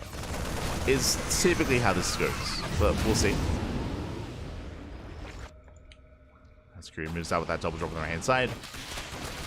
The style that I'm referring to, the biggest weakness here is the lack of anti-air. As you can imagine, there's no Hydras, there's no Corruptors, there's no Mutas. The Queen count is quite low, so your main anti-air comes in the form of Vipers, which comes in with your Hive Tech as well. As a result, drop play can be very effective. SHIN's maxing out. He has to get rid of these roaches. They're dead supply. At this point, they're hurting him more than they're helping him. Secure. He's pushing through. There's that Ultra Cavern that we did mention. Curling Bane rolling in. And again, he wants to get rid of these roaches. Oh. Doesn't want to throw them away.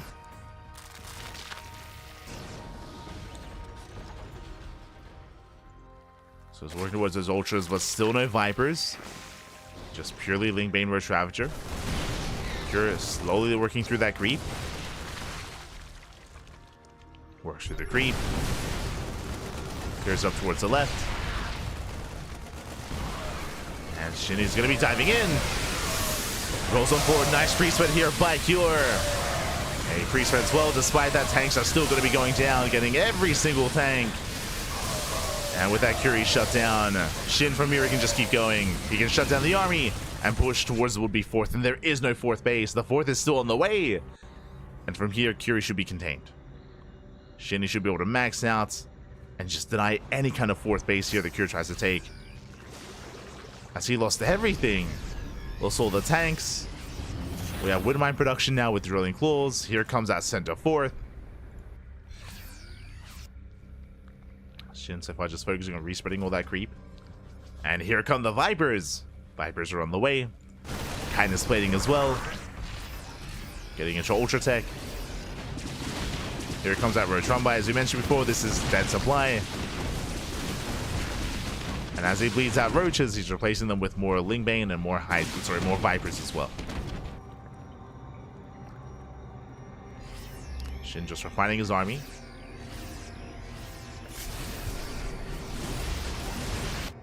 SHIN going for a massive counterattack. The Planetary is not ready. It is not ready here. And likewise, it's going to be targeted down. Cure pushing in, pushing right down mid. We're bleeding out 13 SCVs across the map. Bailings, they crash into the Bayou. And Marines go down. Marauders left over. Had barely a standing army. Oh my god, the Wild to connect. You're not paying attention. He was focusing elsewhere. And he's being torn apart. He's being torn apart left and right. Medevacs are going down. Lings popping off as well. 22 SCV kills. And Curie just can't be aggressive like this on King's Cove. It's just not happening. It's not working.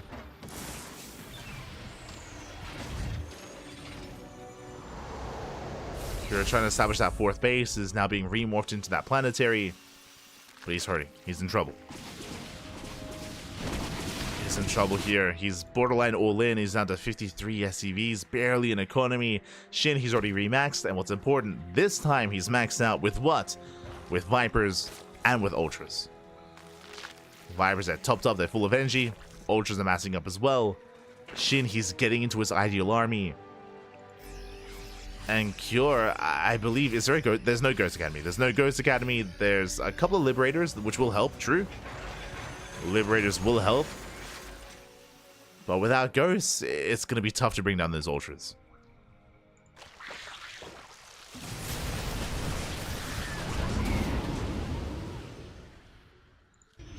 Cure's pushing towards the left. That's a creep.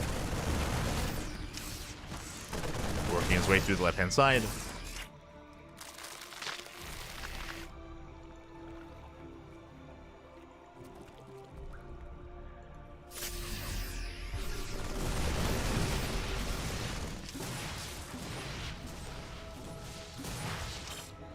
Cure is being active. He has at least the 9 creep. He's maxed out himself, true. There is now a Ghost Academy. I believe there's no ghosts yet, as unfortunately Curie's max, so we can't make any. Nice mind connection. Powerbomb with the libs. Tries to put on Belmont's land. Curie can still face up here against SHIN. Liberators are going to be targeted down. Nice Miles. Takes down 3 of those Liberators. There's 1 lib left. Spoke too soon. That's a 0. As the final Liberator falls. Okay, 4 ghosts on the way. SHIN is rolling in. Army zoned away. He's going for the base. We spoke of it before, but this low ground expansion is just so exposed. It's gonna go down. Takes down both expansions. And this is all that SHIN has to do. His win condition, deny the 4th. Deny the 4th base over and over and over again. That's all he needs to do. Oh my god. Snipes are brutal. SHIN pulls away. He did overextend. Again, SHIN, there's no reason to push up. He does not have to push into this, into the natural, into the main. Just has to calm things down and deny the 4th. And now backing off, taking up into Ultra Tech. Sorry, into Lurker Tech, I meant to say. He already has the Ultras. Taking into Lunkers.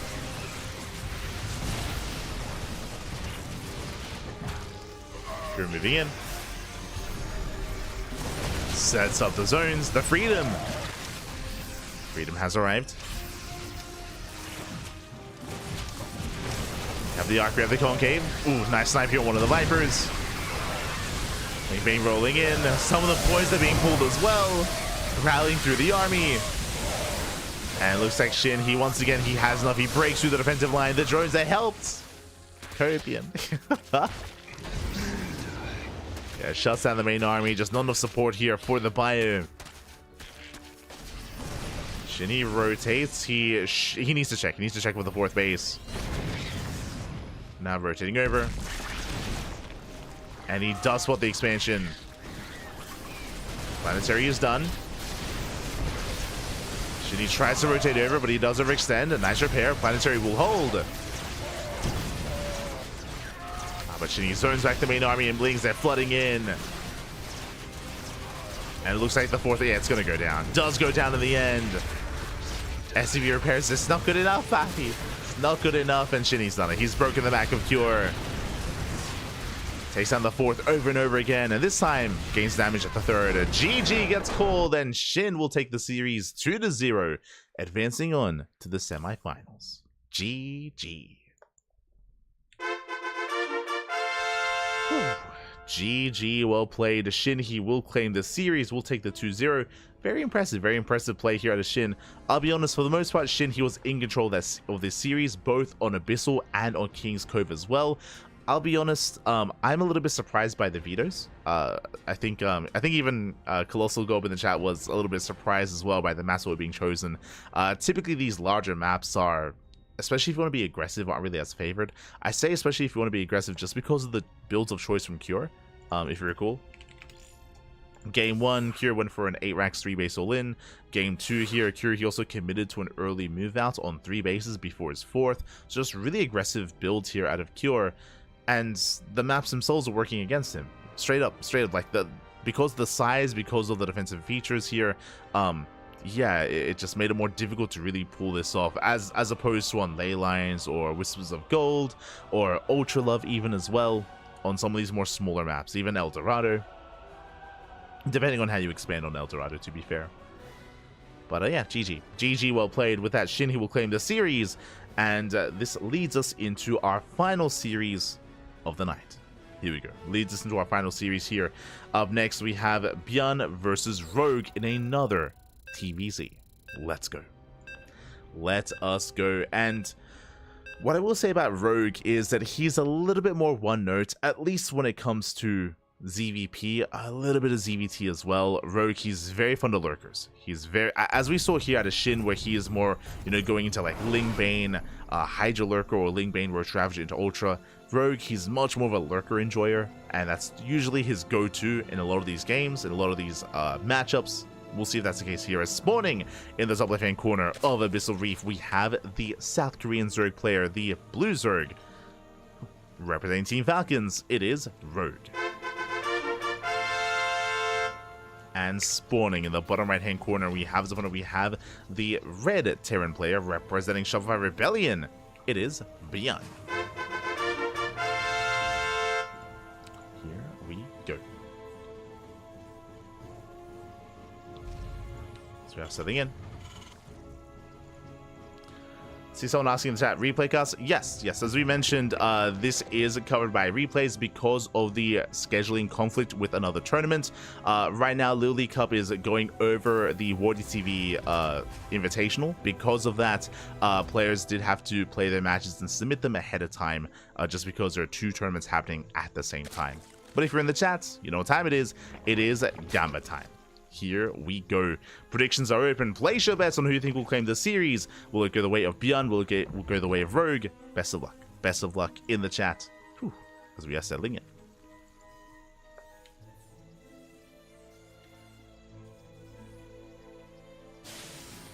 SHIN is the biggest bailing addict around. Ah, no. You say that like it's a bad thing, Pappy. Let him make his bailings. Let him cook, Pappy. Let him cook. Oh no. I mean, again, if SHIN is a bailing addict, then Rogue is a lurker addict. 100% is a lurker addict, and that's usually his go-to, especially on a larger map like this. I can see Rogue, and we've seen it before, where he typically plays defensive. Where he opens up, he plays as safe as possible, and his win condition for Rogue is usually defend and survive until lurkers, and then he can start being active and aggressive and move out across the map. He can go for pushes, he can go for Nidus Worms as well, but I might be getting ahead of myself. We'll see how Rogue plays this out. Back at home, ByuN going to be going for his own standard opener. Rax expand into factory. We'll see if he goes for the 3rd CC or for an earlier Rax, but should be an economic opener.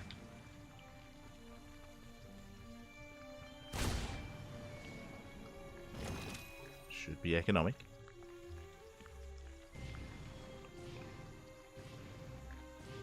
There it is, 3rd CC's on the way from the side of ByuN.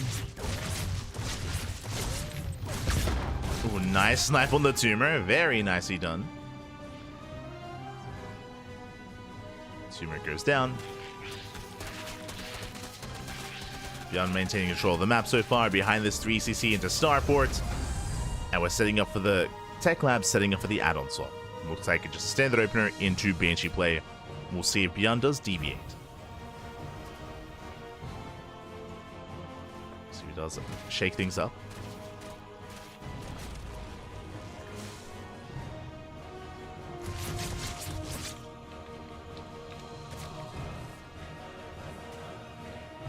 Otherwise, we are just going to be droning, getting our natural. Unlike SHIN, Rogue does not rush into the triangular 3rd like a madman.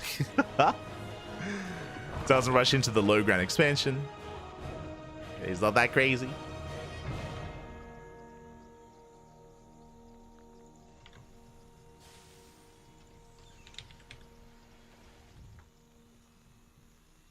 As the Hellions are moving out, Cloak Banshee on the way.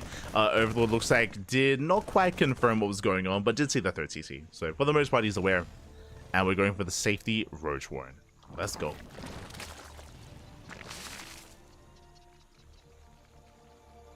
Safety Roach Warren is on the way.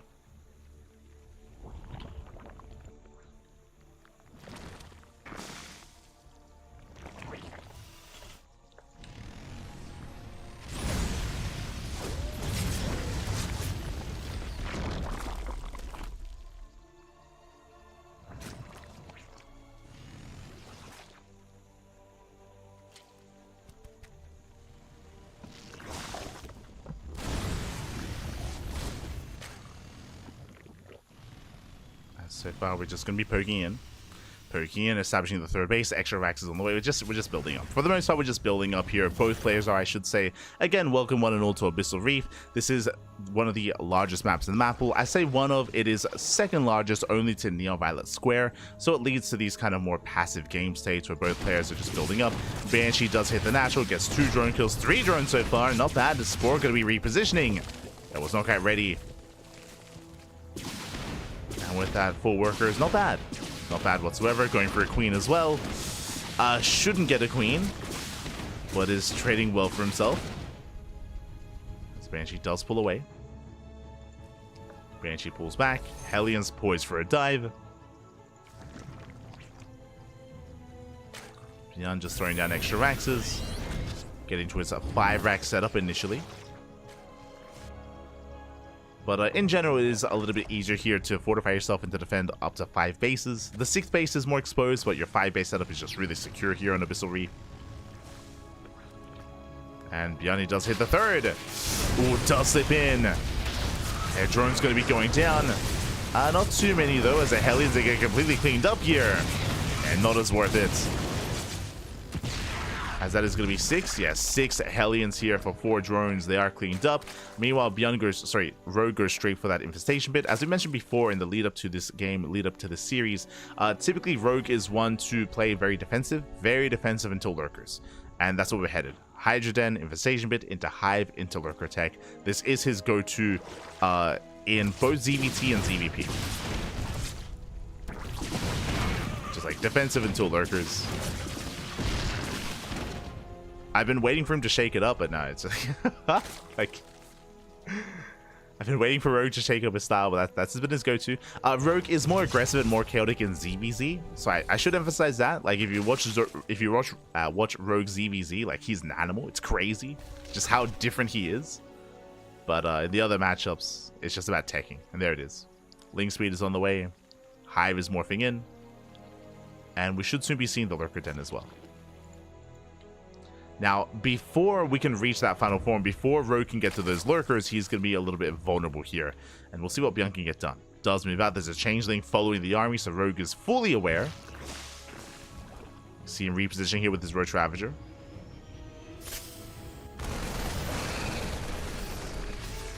There's that lurker den that we spoke of. It's all in the way.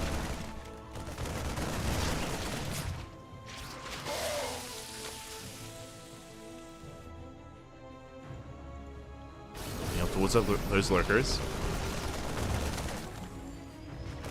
ByuN getting his own 4th. I do appreciate that ByuN has been active, but ByuN hasn't been committed. That's the biggest problem in my mind here. Is it sure he's been poking, getting a couple of drones here and there, denying creep here and there, but Rogue, he's reaching his final form. Like he's getting there. Hive is now done. Vipers are on the way, soon to be lurker upgrades. And once his lurkers become online, then we should be seeing Nidus Worms. And like that's where Rogue really thrives, is to get into a maxed out lurker army, and then like Nidus Worms into the main, Nidus Worms outside of the 4th, outside of the 5th base.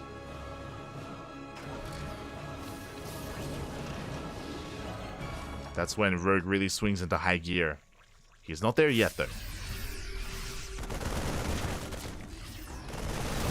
As ByuN stims in. Charger trying to keep up. Oh, trying to zone him away. ByuN will siege. Nice mining at the center expansion. Gas Geyser goes down. Not bad. Lurkers are revealed. They're getting in position. And ByuN, he needs ghosts. He needs to start taking into ghosts, start taking into liberators. The expansion is going to go down. And nice pickup. Takes down the hatchery. Rogue going for his own counterattack.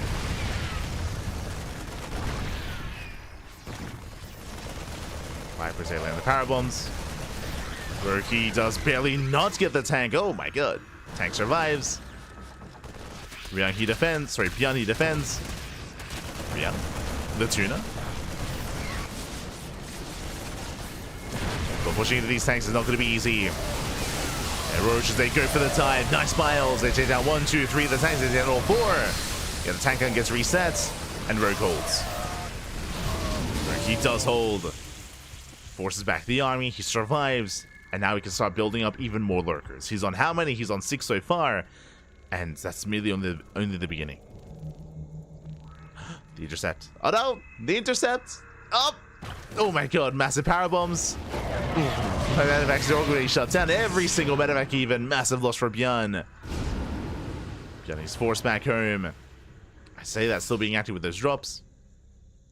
Rogue starts up his own upgrades. There we go. 5 more lurkers on the way, getting up to 11.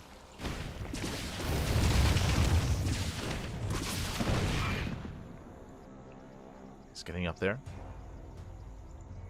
ByuN trying to be active. Ghost Academy just getting up to the halfway mark. Needs more time. We need those ghosts.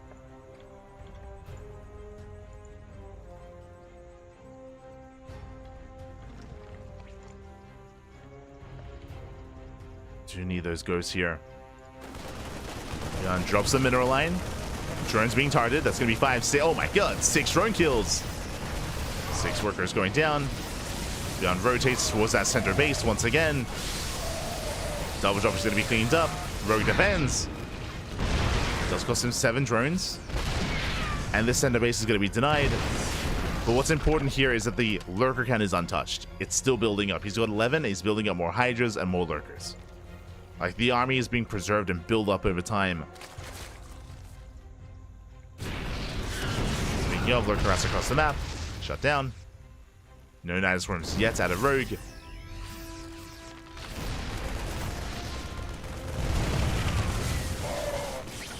They come in, they get the yoink. They get 1, they get 2. Shut down 2 of those tanks.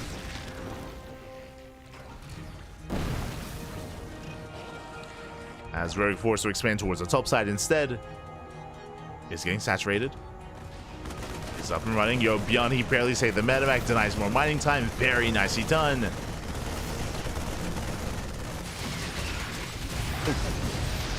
It's across the map. 1 tank falls. The 2 drones and a gas geyser. You want Nidus into the main base, but the last ByuN, he's paying attention. Throwing down turrets. And denies the Nidus. Again, Overseer's here in the bottom right hand corner. He's in the corner of the map. Rogue is maxed. He's got how many lurkers so far? 14. Soon to be 15. 15 lurkers.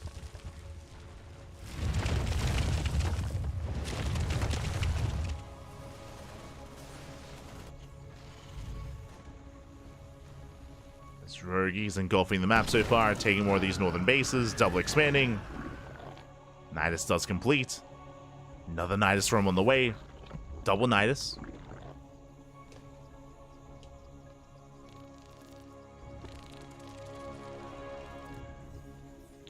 There's also the scary thing about ByuN maxing out is that he won't have any production, like naturally.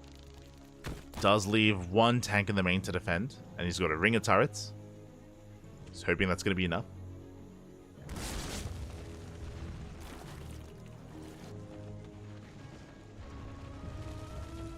As even though ByuN was able to snipe bases early on, now Rogue has map control. He has full map control. ByuN is stuck at home.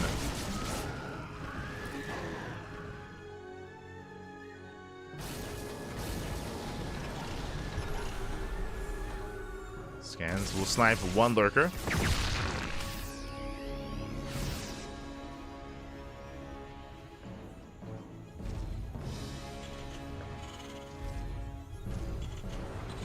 Goes down, setting out more siege lines. We spoke earlier that coming into Abyssal Reef, it is very easy to defend on 5 bases. That's what we have right now, 5 base setup. The 6th base is more exposed, whether it's this southern 6th base or the northern base. It is a lot more difficult to defend, and this is where Rogue can start to try to break through and try to push into these bases. The main point of contention is going to be that 6th. You know, Rogue coming in with his mass. Oh my god, the MP! It's gonna say with his mass Overseer. As we've seen before, the goal with mass Overseer here, I mean, it's twofold. 1, mass changeling everywhere for those Nidus rooms, of course, but also to help protect and to hide those lurkers, to make it more difficult to snipe. Speaking of, oh, Viper goes down. There's 1 Viper left. We got ByuN getting caught out of position. Lurkers moving in. Take down 1 of those CCs. Nice to catch 1 lurker. Just the 1.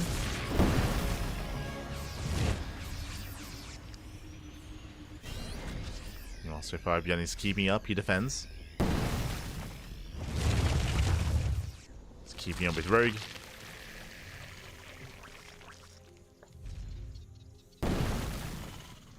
Slowly pushing forward.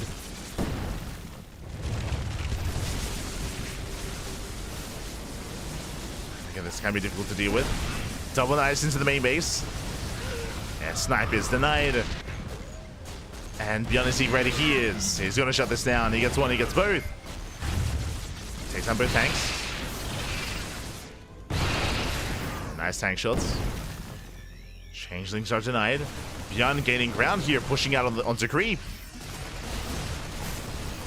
Does move out, snipes some of those Hydras, picks off some lurkers as well. Ooh, but committing to lurker fire. Does take down, what, 5-6 lurkers? Not bad. Quickly checking here. That was, sorry, did I say 6? 11. That's including some of the lurkers here towards the south as well. 11, 12 lurkers went down. Well worth it here for ByuN. As there's 11 lurkers left, so it cuts the lurker count in half. And here comes the freedom. We have liberation range, more liberators on the way. That was a good trade, but can ByuN expand? We spoke about it. Can he get a 6th base? Before that happens, Rogue moving in. Yoinks the tank. Mass changing on the right-hand side. ByuN, he notices.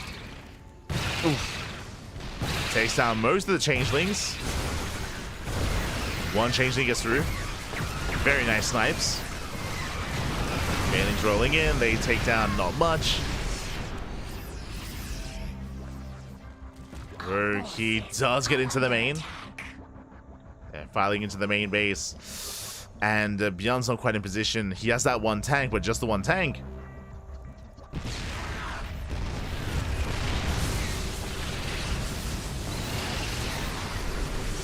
Once again, yoinks 2 more. Nice, oh, very nice snipes. Oh my god, the tank survives.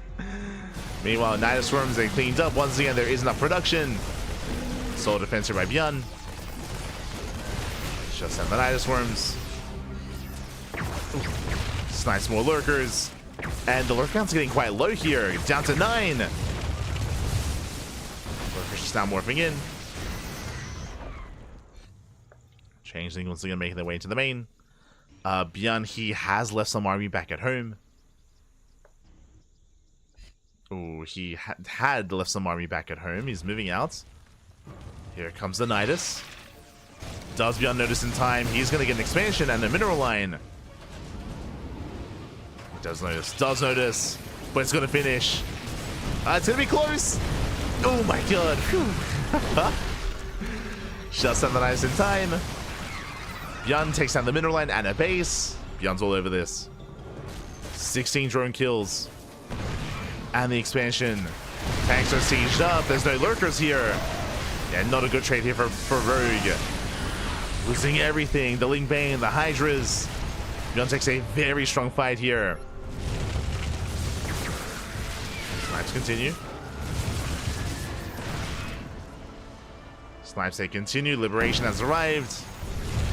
Limited anti-air. So we have Rogue just rallying across the map. Just ignores everything. Tries to at least. Planetaries, they hold on. Oh no! ByuN not paying attention. Gets caught up for a moment, but the liberation. Oh my, the freedom. There's too much freedom. Oh my god. Liberators, they pop up here on the front lines. Shut down the ground army. They at least try to. Forcing the pickup. Once again, more Hydras going down. Nice into the main base. Ooh, it will complete. Not really though. Completes for a moment. And Rogue is falling apart. GG gets called. There's nothing left for Rogue. And ByuN, he takes game number 1. Whew. GG. ByuN does take a lead in the series. Again, Rogue, he was able to reach his final form, as we mentioned, and I expect this every game in this series, depending on the map, I suppose. This is Rogue's go-to. His go-to is play very defensive early on, as we were saying, into the late game, into mass lurker with Nidus play. And he got there. He got to that final form. Despite that, ByuN, he was all over it. The most important thing was the fact that ByuN, he was able to maintain an army at home. He always had a handful of Marines and Marauders at home, despite the fact that it was max, despite the fact that there were fights happening across the map. We did see that ByuN was able to make sure that the Nidus Swarms never completed. There was maybe one lurker that ever got into the main base, but outside of that, he was able to shut it down. And really, that's the win condition. Like, Rogue, if he can get into the main base with a good amount of lurkers, he can completely shut down the production. He can cause chaos, cause havoc. He can force ByuN to race back home and create an opening and snowball from there. Like, that is how he can win these games. But he wasn't able to pull it off. ByuN was just so solid in his defense. Likewise, so solid in his aggression as well. With his move-outs, with his ghosts, and with his liberators as well. GG. GG, well played. A very impressive game there by ByuN. And what were the vetoes? what is happening? both in the last series and this one as well. We could, gee, cry. Oh, okay, let's get into it. Spawning in the bottom right-hand corner for the first time tonight, as this is the most vetoed map of the map pool. Welcome to Neon Violet Square. In the bottom right-hand corner, we have the South Korean Zerg player for Team Falcons. It is Rogue. And spawning in the top left-hand corner, we have as opponent, we have the South Korean Terran player, the Red Terran, representing Shopify Rebellion. It is ByuN. I'm just a little bit in shock. I'm just a little bit in shock here. Again, last series we saw Abyssal into King's Cove. Here we're seeing Abyssal into Neon Violet Square. Maps that we rarely get to see, I'll be honest, but here in this tournament we're seeing a lot of it. I mean, I say we're seeing a lot of it. First time here tonight. First time tonight we're seeing Neon Violet Square, which is more than I can say for most tournaments, as this is often vetoed and often avoided. The reason for this, welcome one and all to the largest map in the map pool, and cutting corners is what we do best. No gas. So gasless opener out of Rogue. He goes hatchery into spawning pool into hatchery. Oh.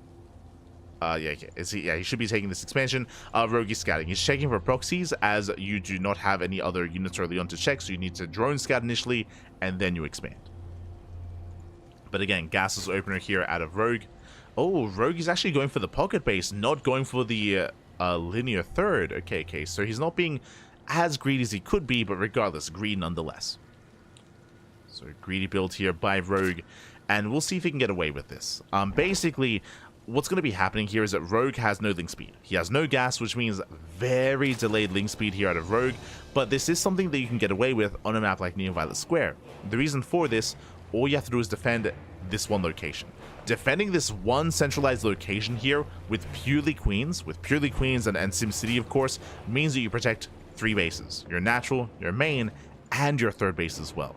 So it is very easy to get away with skipping link speed.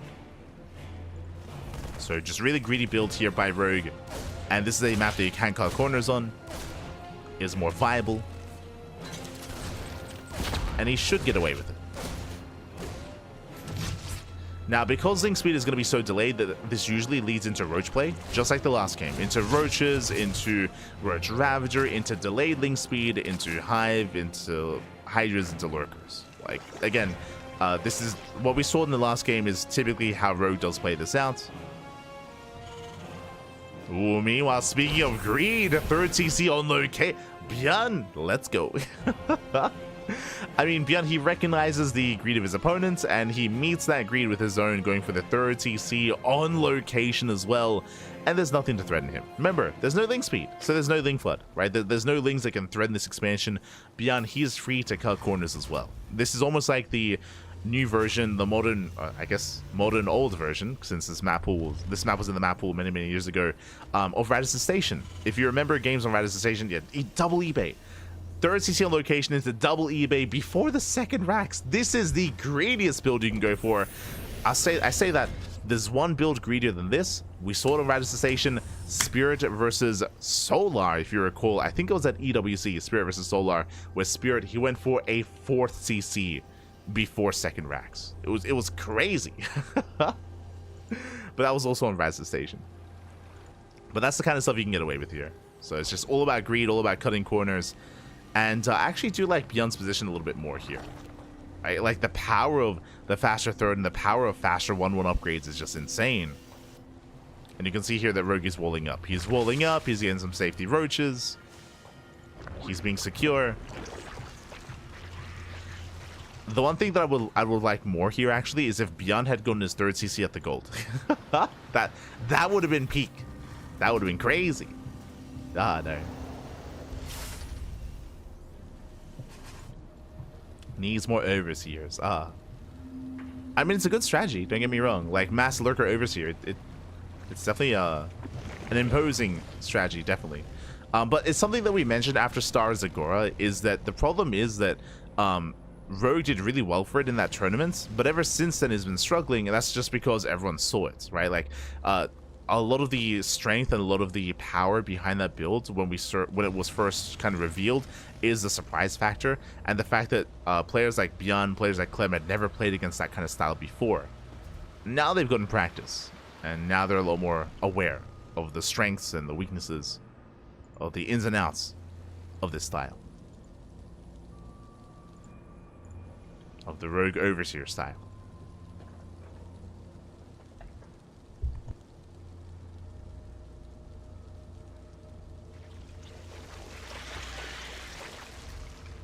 Yo, rowdy. ¿Qué tal? ¿Cómo estás? Rowdy in the chat. Ay, ay, ay. You can secure me, papi. I will. Rowdy. As the third base is getting up and running, back at home, Rogue is working towards, into Infestation Pit, into Hydrogen, into Hive and Lurk. Oh, let's go. There's that Hydrogen. So again, it shouldn't be a surprise. Same setup, same build.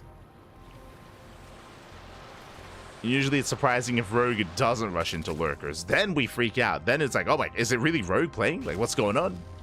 He's not rushing Lunker. It's crazy. It happens. It's happened sometimes. Sometimes.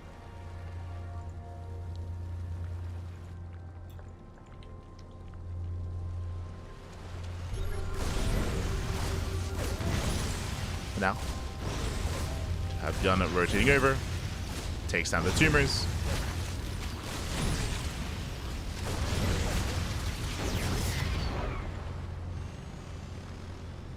Setting off for his move out. Speaking of, here we go, just rallying across the map. What do we have? We have 1-1. 1-1 upgrades are done. We have Stim and combat shields, good amount of bio.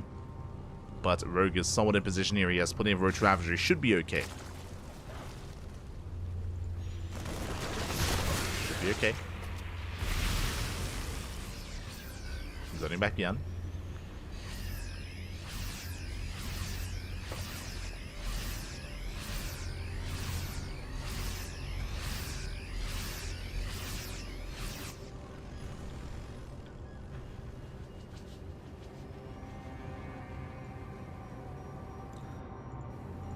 ByuN is going to be rallying in, getting his fourth CC on location. Getting quite greedy when it comes to that fourth, but again, is nearby the square. Clearing up creep, pushing forward. The concave is sold here from Rogue. ByuN doesn't want to overextend, but he's at least posturing here as Rogue, he pushes in. Yeah, massive tank shots going up. Tank should go down. Whilst they take down the medevac. Oh, and the bio army does crumble. Yeah, Rogue, he does punish this push. And ByuN did overextend. Stuck around a little bit too long. Pulls back. And with that, Rogue now takes the lead. And he's getting ready for the Lunkers. The Hive is now done. Hive upgrade's going to be on the way. We have Lurker range to be into Tulling Claws, into Adaptive Talons. ByuN has to fall back and lick his wounds.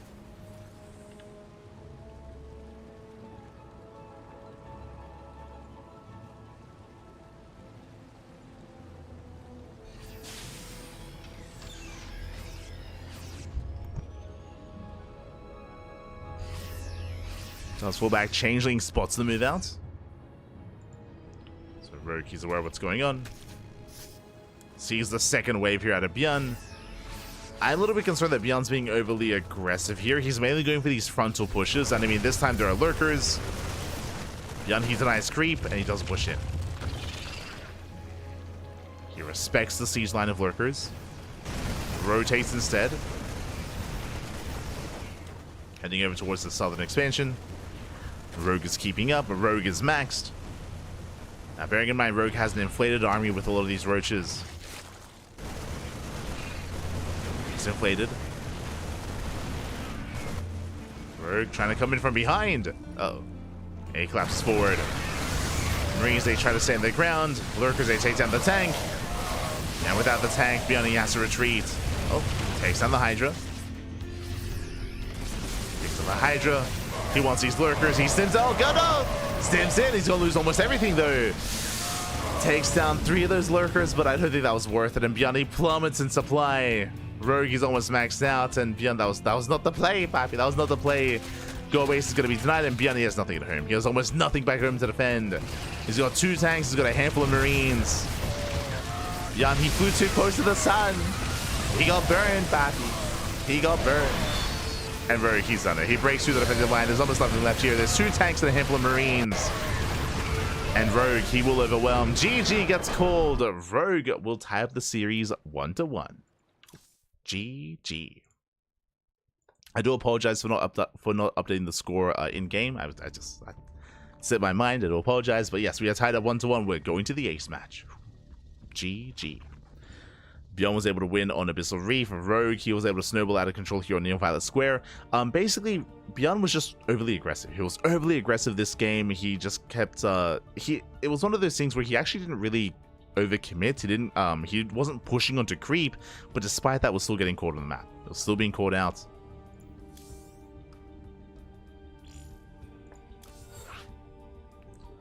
Time and time again, and as a result, he was never able to really build up an army or build up any kind of force that can threaten his opponent. Just a lot of losses early on when it came to the first triple tank push, and of course the second single tank push as well. Just kept getting caught out, and with that, GG. GG, well played. We're going to the ace match. We're going all the way to game number 3. The final game of the series, and the final game of tonight's broadcast. Again, only 4 best of 3s tonight. And we're here.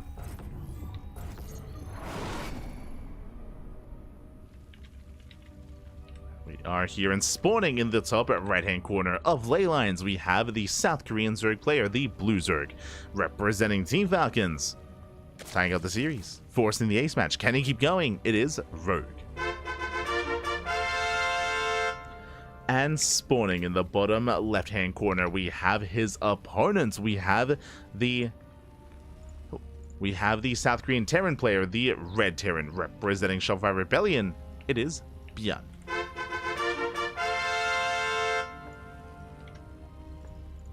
Here we go. It all ends here. It all ends on, oh my god, it all ends on ley lines, and ByuN are going to be opening up 2-Axe Reaper. It's been a while. It's been a while, been a hot minute. I mean, I say that. We saw Clem go 2-Axe Reaper last night in the OSC Season 12 Championship against SHIN. Did occur. Clem did go 2-Axe Reaper, and we're seeing it here at a ByuN as well.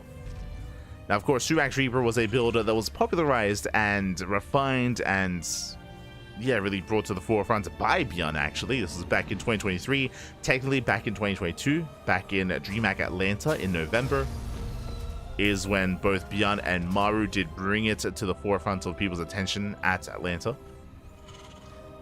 Ooh, but this is a different variation here. 2-Axe Reaper initially into a 3rd Rax Mass Reaper. Let's go. Now, this is not an all-in. Don't get this twisted. This is not an all-in, but it is committed. It is very committed here. The goal here is to at least contain the Zerg player on 2 bases, ideally get some drone kills and get some queen kills as well, while you transition into a 3rd expansion, into bio play, into stim, combat shields, in towards the mid game. So very committed here by ByuN. And we'll see if Rogue, actually, he doesn't Overlord Scout. Uh-oh.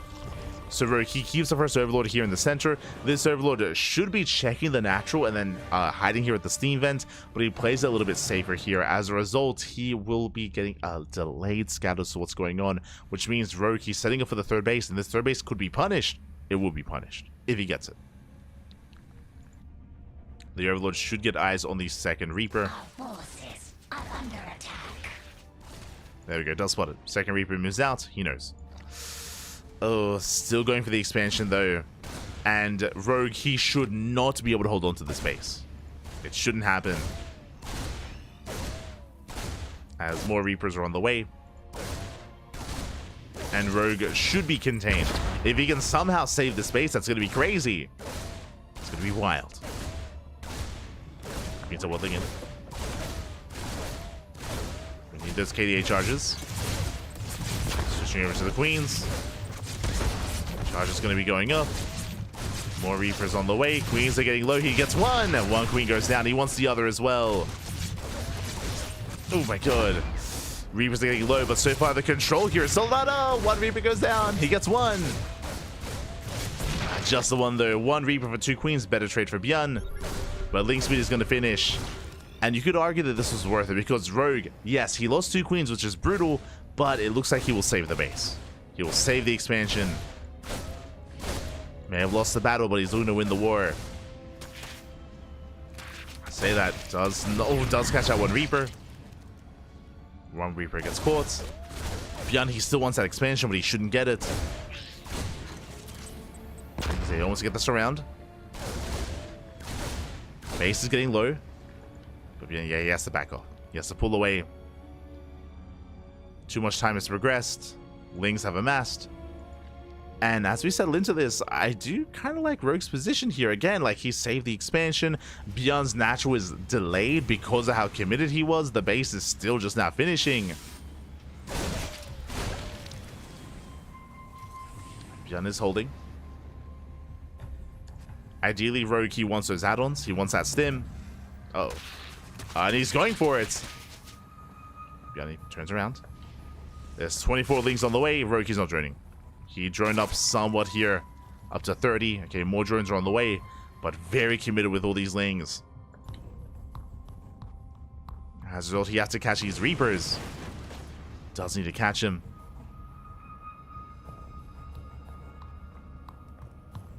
Lings, they turn back around.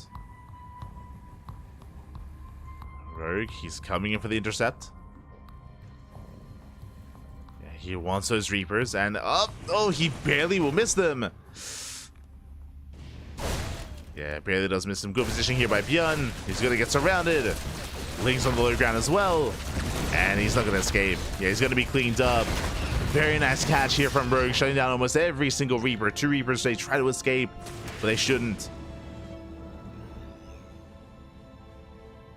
As Lings, they turn back around. They hunt down the final Reaper. Very nice catch, and behind all this, Rogue's just been droning. He's been droning up, saturating his bases. ByuN, he's stuck on a 2-base setup here. Third TC is finishing up as well. He will soon expand. But ByuN, everything else is delayed. I'm referring to the Medivac, Stim, Combat Shield, eBay is 1-1. It is all delayed here. And he didn't get the expansion. So Rogue does have a lead. Rogue is ahead.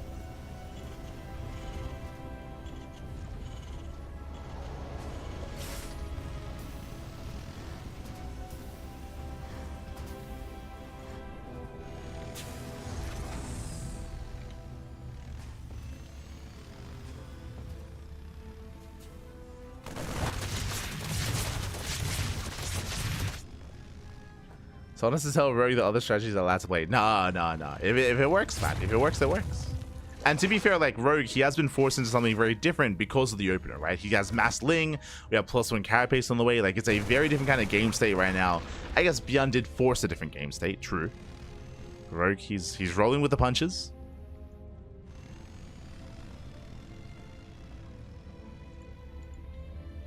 He is reacting. So far, keeping up. We have 1-1 upgrades on the way. ByuN has to be so careful here not to be surrounded. Gets another Overlord. Not bad. Pulls away, tries to rotate.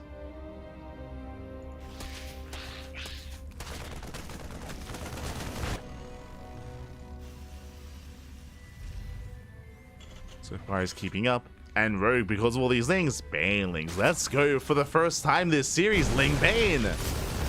Ling Bane out of Rogue, not Roach into Hydra Lurker. Lings, they come in for a surround. They shut down the helis, but the stutter stepping, oh my god. Stutter stepping was crazy. ByuN, he slips away.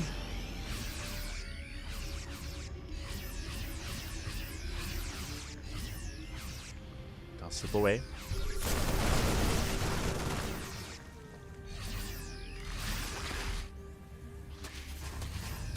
Things, they do hit the third. Oh god. Gets punished for it. Nice target firing. He gets 1, 2, 3, 4 of those failings, but for the cost of a full medevac. So Rogue, he's holding, he's fighting back. Here comes that Hydroden. All roads lead to Rome. Like, Rogue's go-to and where he thrives is going to be Lurker Tech. He's getting there. But he still needs more time. Until then, he's vulnerable. And ByuN could try to bring him down. Lings, they catch reinforcements. Baneling speed is on the way. Lings, they attempt to surround. And they will delay the push. Even going for the 4CC. The mine shots. The mines don't quite go up. Lings are cleaned up, but this is still just buying time. ByuN finally pushes. But there's plenty waiting for him. Oh, decent connections.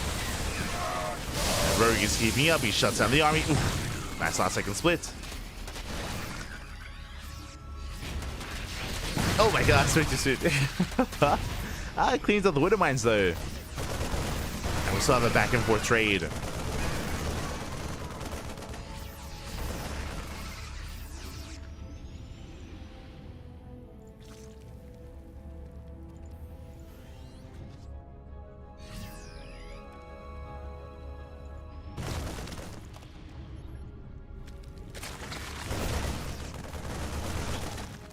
ByuN is still just trying to maintain his aggression here, clearing up a lot of creep. Rogue fighting for it. Behind this, we have, I believe, no Hive. Yeah, it's still Lair Tech. Lair Tech out of Rogue. Still focusing on purely Ling Bane. He's not taking up. There's no Hive, there's no Lurker Den. Still no lower drone count as well. Just keeping up here with ByuN. Focusing on army production, going for the 4th base. Trying to force a lift. Won't be able to.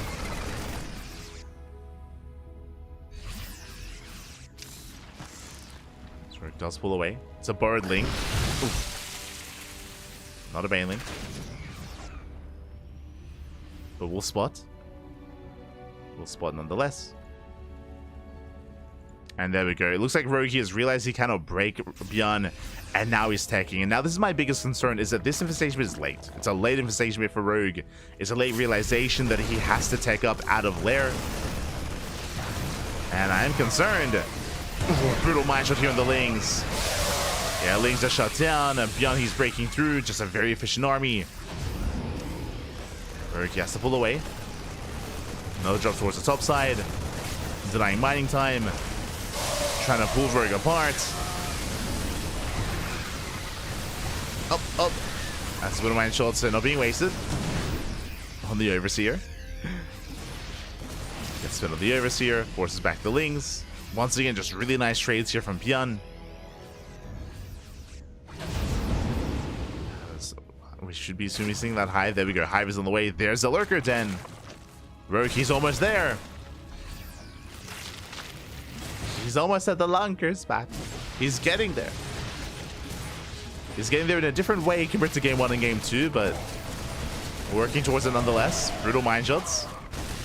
Ling Bane rolling into the mineral lines. Ooh, SCV is going to be going down. And nice damage here. 13 SCV kills. ByuN, he's racing back home to defend. Yeah, ByuN getting caught out of position. Force the scan. Lings, they borrow in the main. 14 SCVs. And the most important thing here is that Rogue is buying time for Lurkers. That's what's important. He's just buying more time here to actually take up into Hive and Lurkers, which is later than usual. But he's almost there. He's almost reached that point. Till then, ByuN is pushing. 3-3 is almost done. At least +3 armor. As ByuN moves out, another big run by. Avoids the mine shot. And Rogue, he should be able to hold on here. He's trading out Hydras. Yeah, it's an expensive trade for Rogue, but he will hold. Does hold on. 20 SCVs got 21 SCV kills. Yeah, ByuN is being torn apart. The push failed. The defense failed as well. And Rogue is all over this. And we're almost there. Lurker upgrades are coming. And there it is, the Lunkers. They're morphing in. 6 Lurkers on the way. And ByuN is not ready for this. Does have the Ghost Academy. Has the Academy, but no Ghost yet. Still just focusing on pipe production. Focusing on Marine Marauder. Rogue, he just keeps going for these thing run-bys, and ByuN, he's just struggling to be in position. Finally is forced to respond.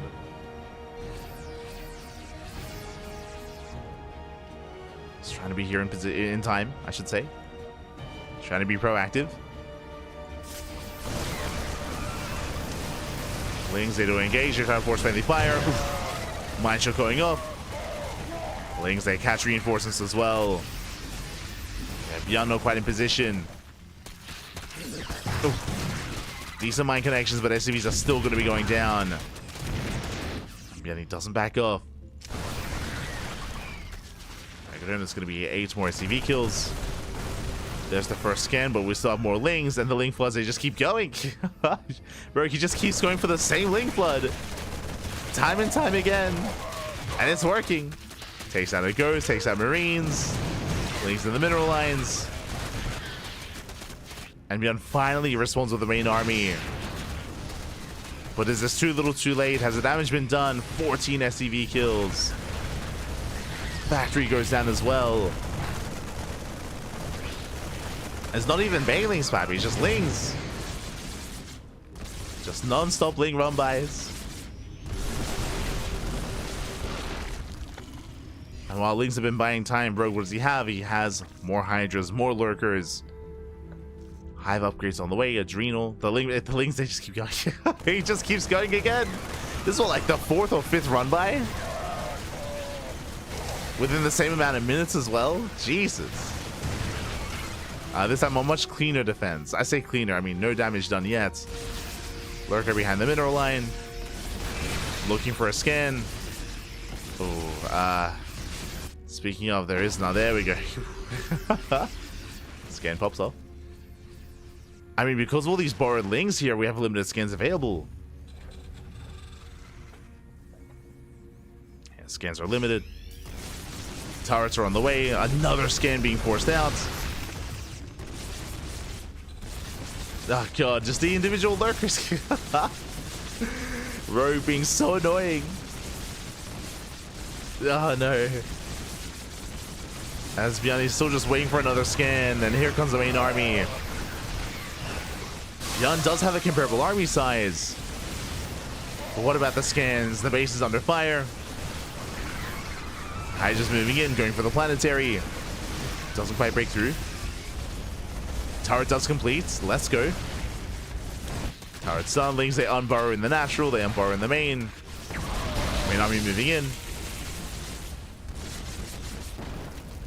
So the 12 SCVs. And there we go. Now we're throwing down turrets in each base, but this feels quite late here. Let's finally force into it. CC got low, but there's a repair. Repairs on the planetary. Jeez, they just keep going. 18 SCVs, finally. Cleans it up. As they just keep waddling in. One lunker at a time. The one lunker. Meanwhile, both armies are maxed. Don't forget that. Both armies are maxed out. Ling Bane rolling on in. This planetary is exposed. He had massive connections. Ghost's going to be going down. The planetary and the bio as well. The splits were a little bit too late. And Rogue, he shuts down the main army. GG gets called as Rogue overwhelms, and Rogue, he will claim the series 2-1, advancing on to the semi-finals. GG. GG, well played. Rogue just pulling and tearing ByuN apart here. I mean, a lot of it did come down to the failed early game. If you remember, ByuN, he was hyper aggressive with 3-Rax Reaper, which did not do enough damage. He then moved out with Bio, with Marines, and very quickly Rogue gained map control. Rogue, he gained map control, and at a certain point, the run-bys, they started and they never stopped. They never stopped. They just kept on rolling into the bases of ByuN over and over and over and over again consecutively, and it took a really long time for ByuN to start throwing down turrets, and he never threw down any bunkers. Like, his SimCity was lacking. You know what this reminded me of, actually? To the extreme. ByuN, this last game, he was doing his best hero impression. I'll be because the wall at the natural was never a wall. It was never, I mean, there was a depot, but it was just perpetually lowered. It was just perpetually down, and Ling runways just kept going into the main base over and over and over and over again. ByuN, he's been watching too much hero, pappy. Too much hero. Ay, ay, ay. Not like this. Not like this. And with that, unlike Hero, who again does an impeccable job at defending even with Ling Rumbai getting to his bases, ByuN had a harder time. He had a much harder time here.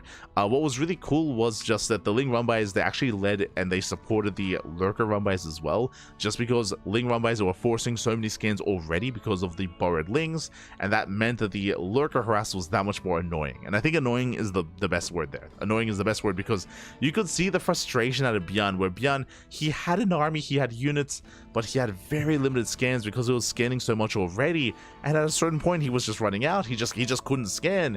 He was forced to throw down turrets wherever he could, and eventually he was able to deal with it a little bit. But GG, well played, congratulations. ByuN is out and Rogue is in. GG, well played. And with that, we can go over the bracket itself. We can go over the results. Exclamation mark B in the chat if you guys want to have a look at the bracket yourselves. Here we go. We have our mirror matchups. It's going to be a PvP between Zoun and Classic, as Solo went down to Zoun, GuMiho went down to Classic, so we have a PvP between Zoun and Classic. Meanwhile, we have a ZVZ as SHIN took down Cure and Rogue took down ByuN. So SHIN and Rogue are going to be facing off in the semifinals as well. I'll be honest, coming into this, I feel like we had our more favorite players come out on top. The one results that was a little more of a surprise for me was ByuN versus Rogue. I was rating ByuN a little bit more highly compared to Rogue, but it was a very close series, very close back and forth. Even game 2 as well, I could see going the way of ByuN. I'm referring to the game on Neon Violet Square. Just an interesting choice out of ByuN to be hyper aggressive, which kind of led to things going very quickly awry, I should say. But regardless, GG well played. In the end, we do have our top 4 here, and we're going to be continuing LiuLi Cup 34 tomorrow. We'll continue tomorrow here. We are wrapping up for day 1, and tomorrow is going to be the semifinals and the grand finals thereafter. Now, I do apologize because we will not be casting day 2 live. The reason for this, as you can see here, bam, we have another event. We have another event tomorrow.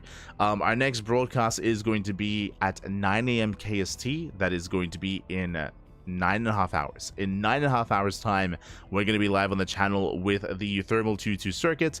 This is a replay cast. Thermal's event was a couple of days ago, less than a week ago, and we were busy adminning it, we were busy running it, we could not cast it live. So we're going to be covering it via replays instead in 9.5 hours. Then, in less than 24 hours, we were already locked into the OOC King of the Hill. King of the Hill here on Friday is going to be overlapping with LiuLi Cup, so I do apologize, we won't be able to cast LiuLi Cup. We are otherwise busy with King of the Hill instead. And that is going to be the 200th edition of OOC King of the Hill. That is going to be how many games? 30 best of ones, back to back to back to back to back to back. I'll do my best to get some sleep beforehand. I did not sleep in between casts today. We covered 2 events, as always. We did cover the OC Season 12 Championship and LiuLi Cup, and I am very, very tired. No, I was unable to sleep in between, unfortunately, but hopefully I'll be able to do so tomorrow to be well rested and reinvigorated for the OSC King of the Hill. Otherwise, we have the KSL on Saturday, we have the Firegrow Cup over the weekend on Sunday and Monday, and we have STC on Sunday as well. So plenty of content, plenty of StarCraft on the channel. If you enjoyed the broadcast, do check us out here, or check out our YouTube, I should say, !socials in the chat. Bam, to get a link to our social medias, Twitter, Facebook, Instagram, YouTube, and Discord, all things CranKy Ducklings. As we do post whenever we go live, and we are live on a daily basis, multiple times a day, every single day. Plenty of content, plenty of StarCraft, plenty of casting. Let's go. Let us go. So you can check us out there. Otherwise, you can also support us via Patreon, !Patreon in the chat, and you'll get a link to our Patreon page. Our Patreon does fund our tournaments. Bam! Events like this. We have the Sea Duckling Open, Sparkling Tuna Cup, and Master Swan Open as well. It is all these are all regular events we do host on a weekly or monthly basis, and it is all funded via Patreon. So if you want to help support us, you can do so. You can do so via Patreon as well if you wish. Otherwise, following us is all that we ask. Following us is all that we ask here. And again, if you see something that we cast live and you cannot watch it at the time, just because it's hard to watch everything, I'm sure. Like, it's hard to keep up with StarCraft. There's just so much StarCraft going on every single day. Check out the VODs. Check out the VODs on YouTube. We have VODs on YouTube. We upload on a daily basis. Plenty of content on YouTube. And plenty of content here on Twitch as well. So, yeah, consider checking it out. Otherwise, thank you so much. Thank you so much for watching. Thank you so much for tuning in. Whew, we're going to be giving another StarCraft streamer a raid. Who is live? Who is live at the moment? Who can we send everyone over to? Let's quickly check and find out. Who do we have? Let's see. A bunch of people that were casting the event, of course. There's Thriving GG. Rainer, he's on the Rift. True. Is on the Rift.